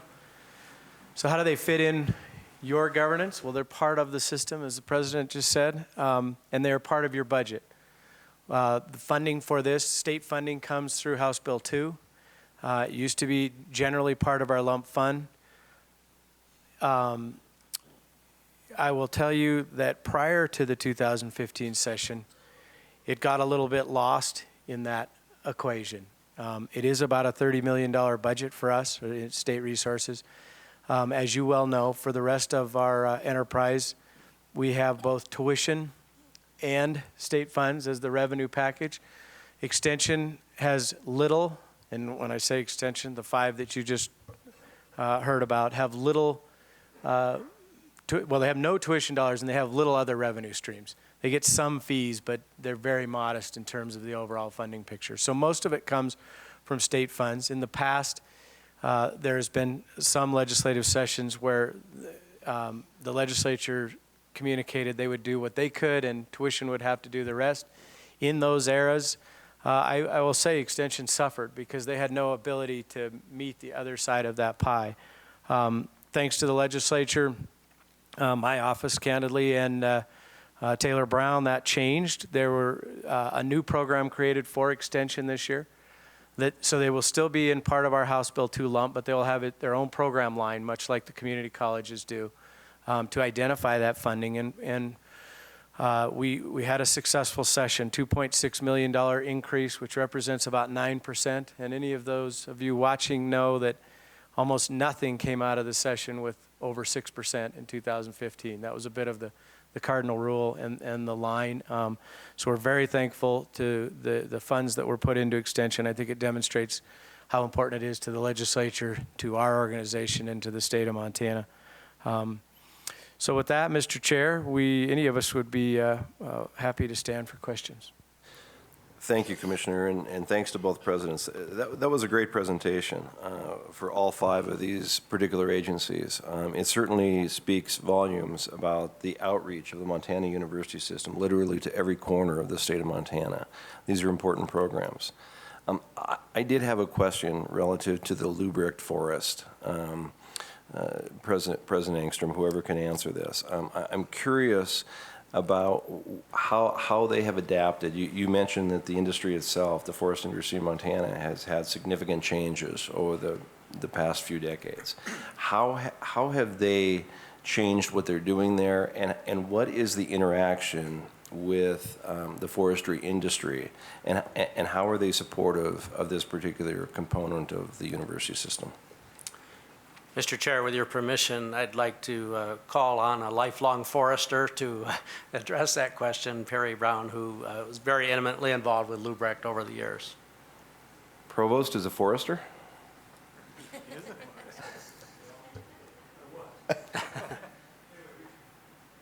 Turn on your microphone. Regent Tuss, thank you for the question.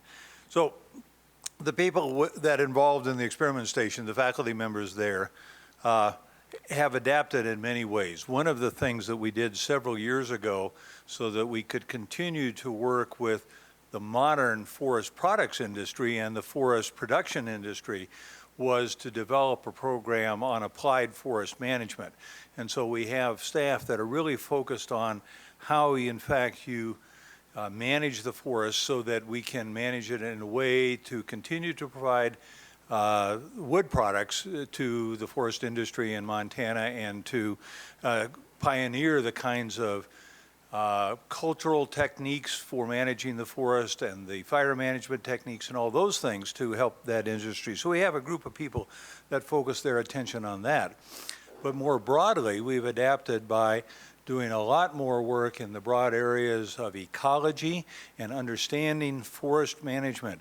The University of Montana is an interesting, the College of Forestry and Conservation is an interesting program in that the primary focus over almost its entire history has been on what we would think of as land management, as opposed to specific product or timber management, or even specifically recreation management or wildlife management or things like that. It's a broad land management program. And so that the faculty has adapted, and the kinds of new faculty that have been hired are those that really fit into the broad area of managing the forest and rangelands environments of Montana for all of the values that Montanans are interested in. And so it's quite an eclectic group of people.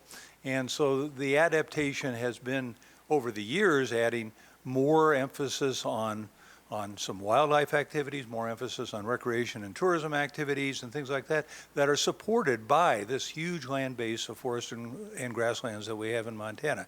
But we have maintained, as I said at the beginning, a component that deals with the production part of the forest for the wood products production, simply because we do have a viable industry here in Montana and want to continue to work with them very closely and do the research that they need to have, as well as this broad land management, sort of multiple activity management that we do and multiple output management that we do in our forest. Hopefully that's helpful.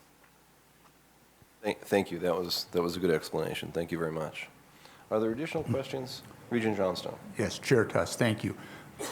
This would be a question would be addressed to the Commissioner and the two Presidents.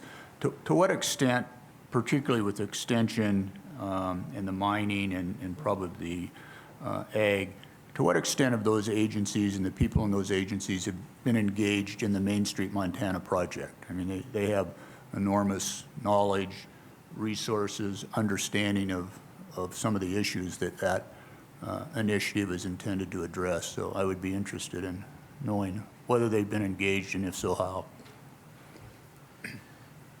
Mr. Chair, Regent Johnstone, Jeff Bader, who heads Extension, is here, and we'd like to let him comment on that.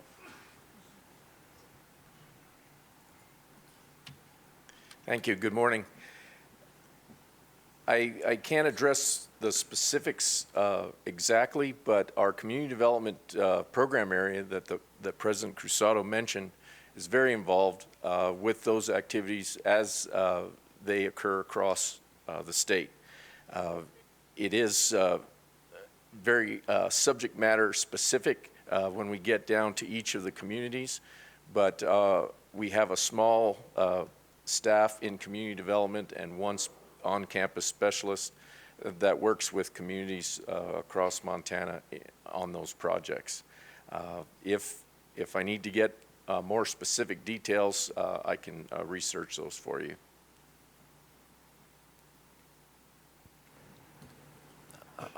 I have one question. If you would stay there. Sure. It's kind of along these same lines. My day job for 20 years has been in economic development in the nonprofit arena, and I've always wondered how Extension fits into that. I know you've got these economic development extension agents, spread throughout Montana. There's a few of them. Kind of on a daily basis, what do these folks do in that arena? Because President Cruzado is right. When I think of Extension, I think of going into my Extension agent with a bug I found in my house, saying, well, what is this bug or what is this fungus that's on my lawn? I don't think of economic development, but I know you have Extension agents that do economic development. Could you kind of talk a little bit about their engagement in the broader economy of Montana? We like to call them community development agents. Part of that community development obviously is economic development and economic development projects. One of the things that's been going on across the state that's very important, especially to rural communities and to rural stakeholders, is the transfer of wealth. We have many landowners across the state that are aging, and the transfer of wealth is expected to be in the multi-billions of dollars in the next 20 years or so. And we're working with communities to plan for that transfer of wealth and to help communities with community foundations to help with those with possible donations or building those foundations in those communities to keep infrastructure and other community programs going. That's one example. Another example that was just completed, and I apologize, I don't remember the name of the building in Whitehall, is a historical building right on Main Street there that was about to be demolished. It's been totally refurbished through community source funds, and it houses the extension office for one, but also a restaurant and some other community organizations. And that is a building that's on the historical register, and it's now a viable part of the Whitehall community. And that initiative was headed by the community development agent in Jefferson County. And that's one of the examples. We like to say in extension that everything we do is community development. And we hope that the work that we do are improving people's lives, and in that way, one of those improvements would be in their incomes and the community viability, or the rural community viability, but also, of course, in the urban areas. We don't ever want to discount the work that's done there as well. But those urban areas have more resources to put towards community development from other agencies. Thank you. Is that Thank you. Regent Nystuen. Thank you, Chair Tuss. And I don't know particularly who to address this to, the presidents or the research folks, but it seems to me, is there an element of public-private partnerships with regards to these 5 disciplines here? In other words, are the experiment stations connecting with Cargill and some of the large multinational ag companies? I couldn't even imagine the people that potentially could be involved with the mines in Butte and beyond that. How could somewhere along the line we get an understanding of the dollars that come in from, aside from public sources here in Montana, from major companies, so if we can do that? And a second part of that is, how do we provide the acknowledgement back to them? I know from my job in the private sector, if someone shows some appreciation for what we do, for the dollars that we donate or things that we are involved in, and we feel like they're really doing something other than just accepting a check from us, that there's value on the other side of it, it usually promotes further participation and greater involvement, and leverage up a relationship beyond just a single transaction. So kind of a two-pronged question, and I don't know who might be best to address this, but thank you. May I address Thank you. a small part of it? It's not so much separated out by public-private, but we didn't talk about MSU Extension's budget, but about 27, almost 28% of our budget comes from state appropriations, and about 25% comes from external funding, which includes grants and contracts, and about 30.5% from the counties themselves. So it is that's where the word cooperative, we don't call ourselves Cooperative Extension any longer, but that was the original name and still is in many states, and that's where that cooperative terminology came from. It's that we do leverage those state, federal, and county dollars for external funding. And it's down now to the point that we only get 16% or 16.5% of our budget from the federal side, not counting the grants that come from the federal side. But it is an indication of the the value that other entities find in the work that we do. And I could find out what those specific private dollars are, which are very high, but I don't know what those are off the top of my head. But there's many others. I understand that. It's broad. So, but perhaps a point of note for next year, I think that if you come back again a year from now with this similar type presentation, I think that ought to be a critical part of your presentation. This is beyond just some local dollars that are coming in. Dr. Boyer probably has some more information in terms of research.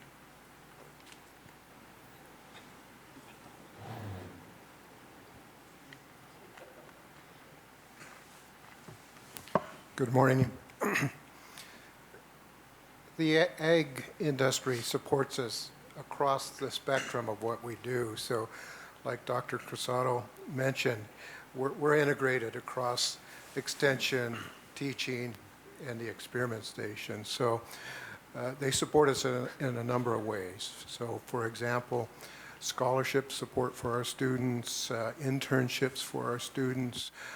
Obviously, they have a very keen interest in the future employee relationship going forward and looking for us to produce that next generation.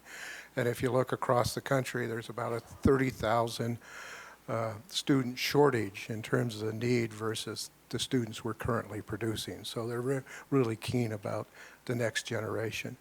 They also support us in terms of research grants and contracts, helping us investigate, verify, and confirm their new technology. So it's a partnership in terms of where are we going in terms of the next practices we use on our farms and our food system. Then they also are philanthropic. So they have supported us in terms of fundraising for our endowed chairs in plant science and the Cameron Chair in animal science. So it's across the board type of thing. It's really a partnership. I think that's what has evolved over the last 100 years of these land grant institutions. They know us, they know our value. We appreciate them and their role and try to work together to maximize that for everyone's benefit.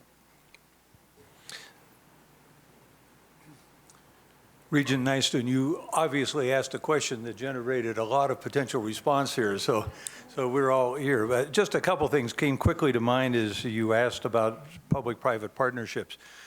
In the United States, there are over 10 million forest land owners in this country, many of them owning relatively small tracts of land, but 10 million people is not an insignificant number of forest land owners. In Montana, there's tens of thousands of these people that actually own small tracts and some of them fairly large tracts of forest land. And so part of our responsibility and part of our partnership is working to develop techniques and ideas for the smaller landowner to be able to use on their land to actually put in practice the things that will allow them to realize the values that they're interested in. And there are a lot of different things that people are interested in when they own forest land. So that's one little piece of it. If we look at the larger scale, though, we have been in partnership with Montana's largest forest landowner, Plum Creek Timber Company, and we've worked with them, and of course now they're joining up with Weyerhaeuser and a bigger thing. We have had a steady stream of Plum Creek employers, Weyerhaeuser employers over the years, Idaho Forest Products employers, all coming and they're supporting the experiment station activities and supporting Lubrecht Forest and the Bandy Ranch because they know that it's the research and the training that goes on at this place that is that partnership that we have of delivering high quality students to them, and they come to us because they are really high quality employees that they get from the Montana University system. And so that's just part of the partnership, and they have given us donations and they provided research funds. I can't give you specific numbers. Every year they differ, but all of these kinds of things are part of that partnership we have with the private forest landowners, both individuals and large corporations. And then, of course, we have the public relationships, too, with the U.S. Forest Service, Bureau of Land Management, Bureau of Indian Affairs, the National Park Service, and all of those as well. Okay?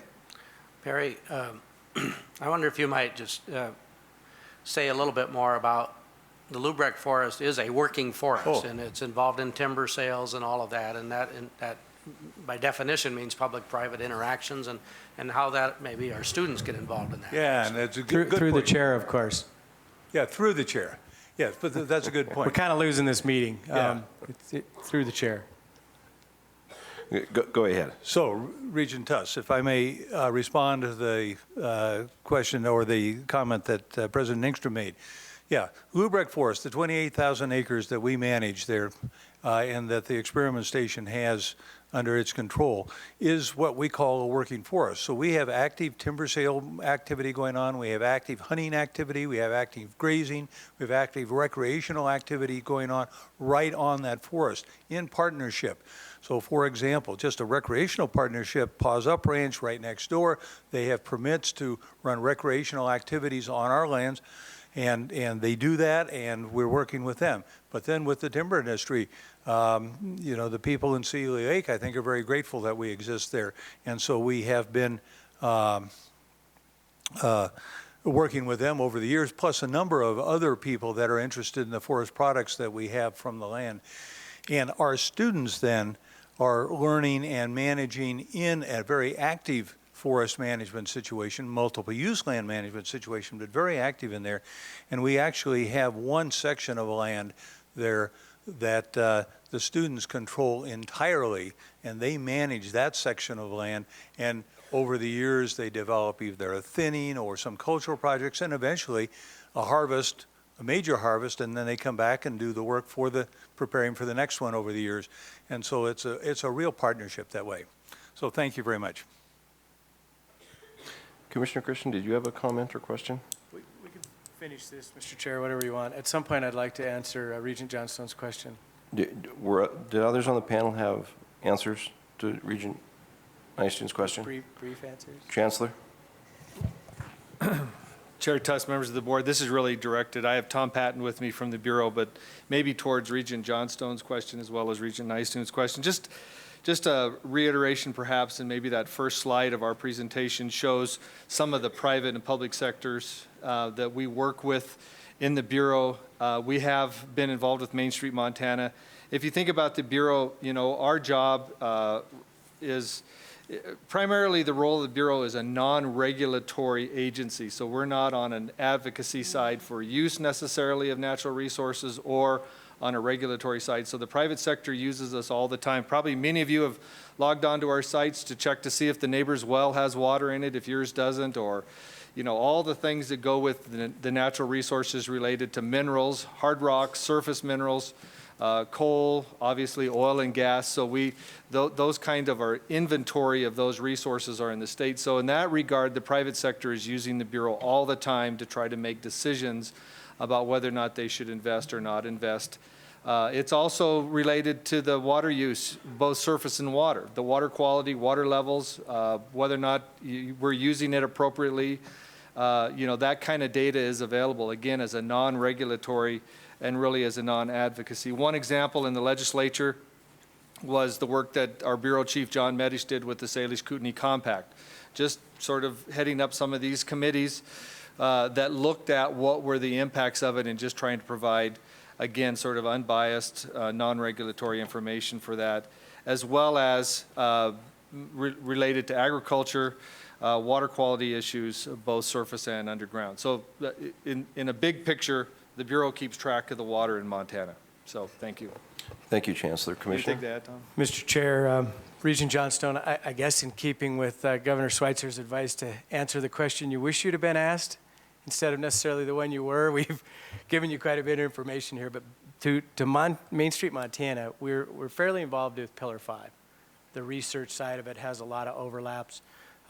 We don't have much interaction with Pillar 1, which is the other one that we're highly involved with career technical training, that. And I think you, through your question, bring a good point that we probably should reach out through the Main Street, Montana effort and see where we connect in this process. Ultimately, I think there is a lot of work share in the research side of the world, but not as much in other areas, and that's probably something that we could add to the Main Street, Montana puzzle.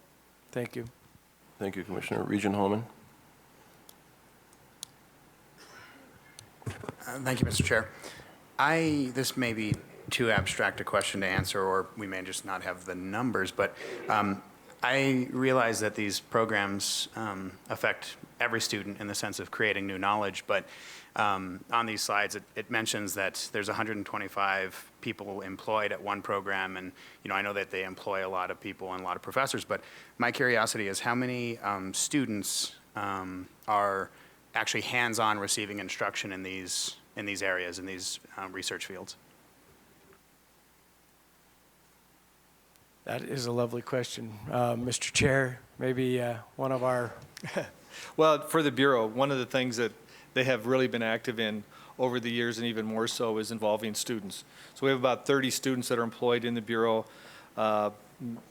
probably half a dozen to a dozen graduate students that are either directly supported for their thesis work or supported through Bureau staff who are on committees or working with the students. So it is engaged heavily into our geological engineering in particular, and our geophysical engineering programs, petroleum engineering, are programs that Bureau is heavily engaged with students. So it does benefit our students greatly. Thank you. Mr. Bader, you could probably add, I know we certainly have students engaged in the agriculture extension services. Had to turn it on. Yes, we do, and unfortunately, I don't have numbers on that. Many of our counties and many of our on-campus offices employ students, but we also have an internship program, both paid and unpaid. Through the Agricultural Education Division in the College of Agriculture, extension is an option that they can choose, and we try to help those students with their hands-on training. And that would be that's a good question. I haven't ever looked at that in terms of the actual number of students that we employ or we train, but it is significant. And many of those are in the Scudder Diagnostic Lab that was mentioned earlier that does disease and insect plant samples. So there's a broad range, and that's a very good question that we probably need to look into further. Regent Holman? Just a quick follow-up comment. To the extent that's possible, I think it would be very valuable to engage, particularly undergraduate students at graduate level is important as well, but they're engaged in a lot of hands-on training and research. But to the extent that you can engage undergraduate students in these programs to get out of classroom experience and experience in the fields that they will presumptively be working in, I would spend the energy and time to do that. And most of our students are undergraduate. The vast majority that we work with on a day-to-day basis.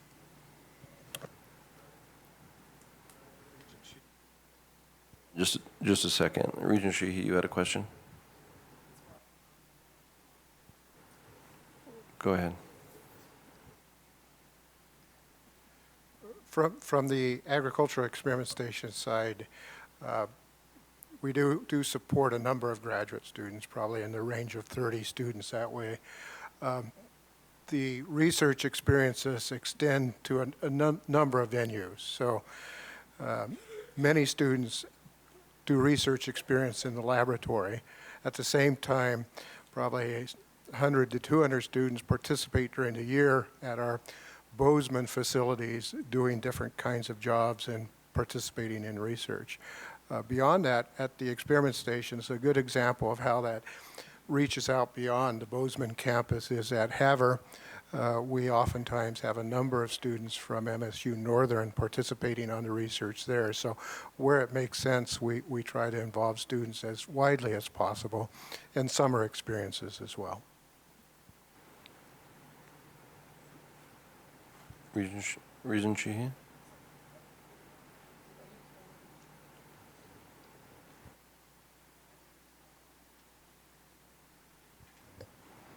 Provost Brown. Regent Tuss and Regent Holman. Just a couple of quick comments. One is, in the Montana Forest and Conservation Experiment Station, because of the very close connection with the College of Forestry and Conservation, I dare say that every single student in that college spends time on Lubrecht Forest or Bandy Ranch or some other properties that we have access to. So that's part of the program and the engagement of students in active learning on those properties that we have. In addition, about somewhere between 60 and 75 undergraduate students every year are engaged in the research program of the Montana Forest and Conservation Experiment Station as research assistants, technicians, and things like that. So that's another group, some of the same students, but those are fairly specific numbers. I mean, you get at least 1,000. And then I would add, because we have these properties very close to Missoula, the Army ROTC program uses the properties, the German immersion people use the properties, and a number of other peoples. Even though they're not studying forestry necessarily, they are getting exposed to that environment and learning their other subject matter or practicing it in a place away from campus in a different kind of environment and a different kind of place. So thank you very much. Regent Sheehy. Thank you, Chair. I wanted to thank the presidents for this presentation. I have a hearty respect for these programs and a personal anecdote as to why I think they're so far-reaching and have such a long impact. My father-in-law, whom I regrettably never met, was a professor at MSU, and he served extensively in these programs in both research and in extension. And I named my son after him. You would otherwise have no reason to connect Martha Sheehy with Dr. Oscar Otto Thomas. But, and I have no connection to the agricultural community. But still, 40 years after Dr. Thomas made an extension visit, I will introduce my son to someone, a farmer, a rancher, who will say, "You must be related to Dr. Thomas." I don't think my ranch would have made it through the 70s had I not had a visit from Dr. Thomas every year. The impact of what these outreach people do is long-lasting and very, very important. They are the original Main Street Montana. The land-grant college is the quintessential public-private partnership. The taxpayers and citizens of Montana entered into a partnership, and they created these land-grant institutions. And our job as part of that land-grant is to continue the education of our own citizens, not just as students, and those numbers are very important, but as farmers and as ranchers and as all of the people that you heard here today. So I think these are our best classrooms, and while we concentrate on STEM and all these other things, I think it's really important to remember how important these institutions are to the state of Montana. And as an aside, Commissioner, one of Dr. Thomas's students was Taylor Brown. So it doesn't surprise me that Taylor was one of the legislators who saw the import of these marvelous programs. I also would like to add that I think these are our best advertisement. Every time I see one in a catalog, you're so right, President Cruzado. The entire state is our classroom through these programs, and every citizen is our student.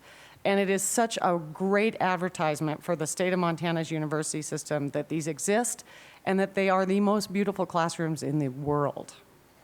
Thank you. Regent Albrecht. Thank you, Chair Tuss. So beautifully articulated. Thank you for making those comments.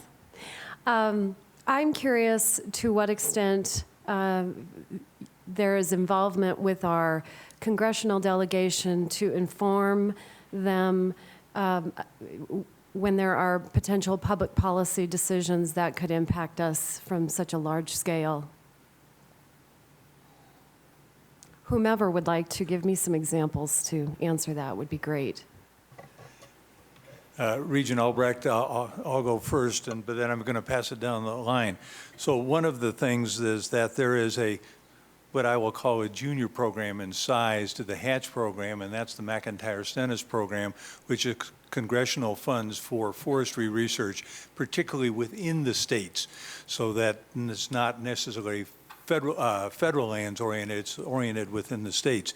And of course, we're constantly in contact with our congressional delegation about that. But in addition, they ask us a lot of questions, and this is part of the outreach mission that we all have.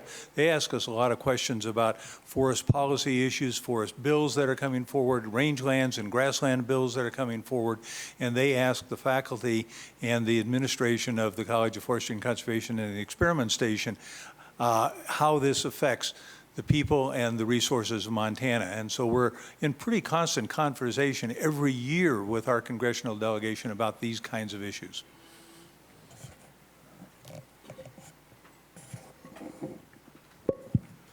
Mr. Chair and Regent Albrecht, I'm Tom Patton. I'm the Research Division Chief at the Montana Bureau of Mines and Geology at Montana Tech.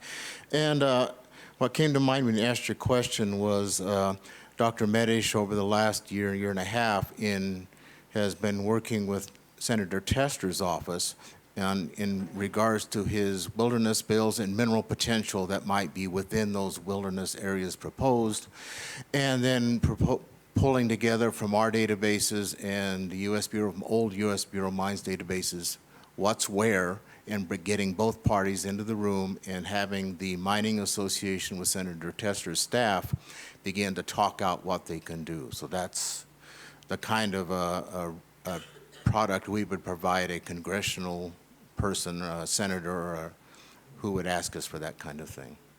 So. Thank you. Additional, did you have a comment?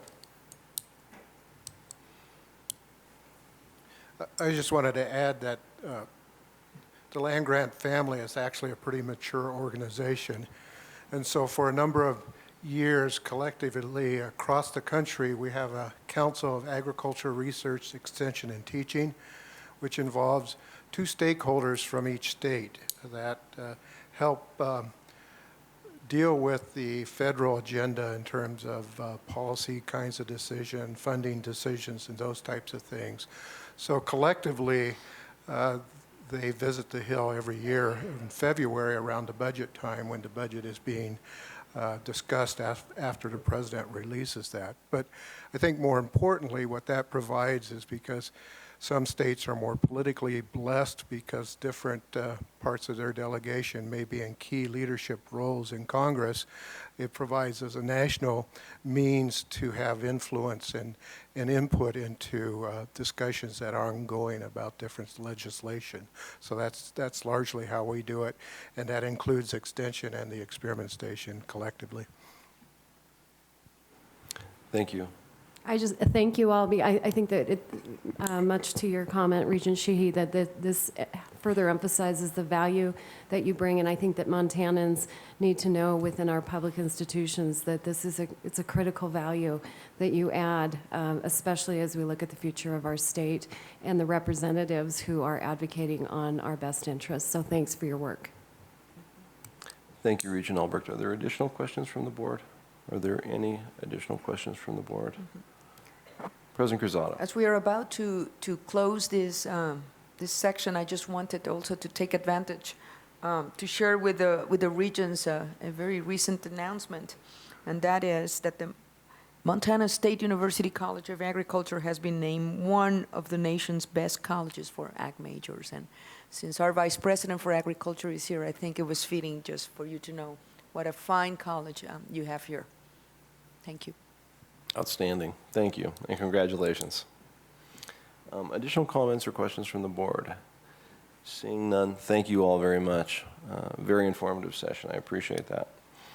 We're going to change the agenda just ever so slightly. We will be taking a lunch break at this point. We will be coming back at the normal time for our ARSA committee conversation at 1:30, but I will make the note that we have an executive session originally scheduled for the Board of Regents tomorrow afternoon. We're going to move that up to now. So we'll be saving some time tomorrow afternoon. I anticipate this will only last maximum a half hour, and so if the Regents could meet in executive session in room 232 here in the Student Union building, that would be appreciated. And for everybody else, we will be back from lunch break at 1:30. Thank you.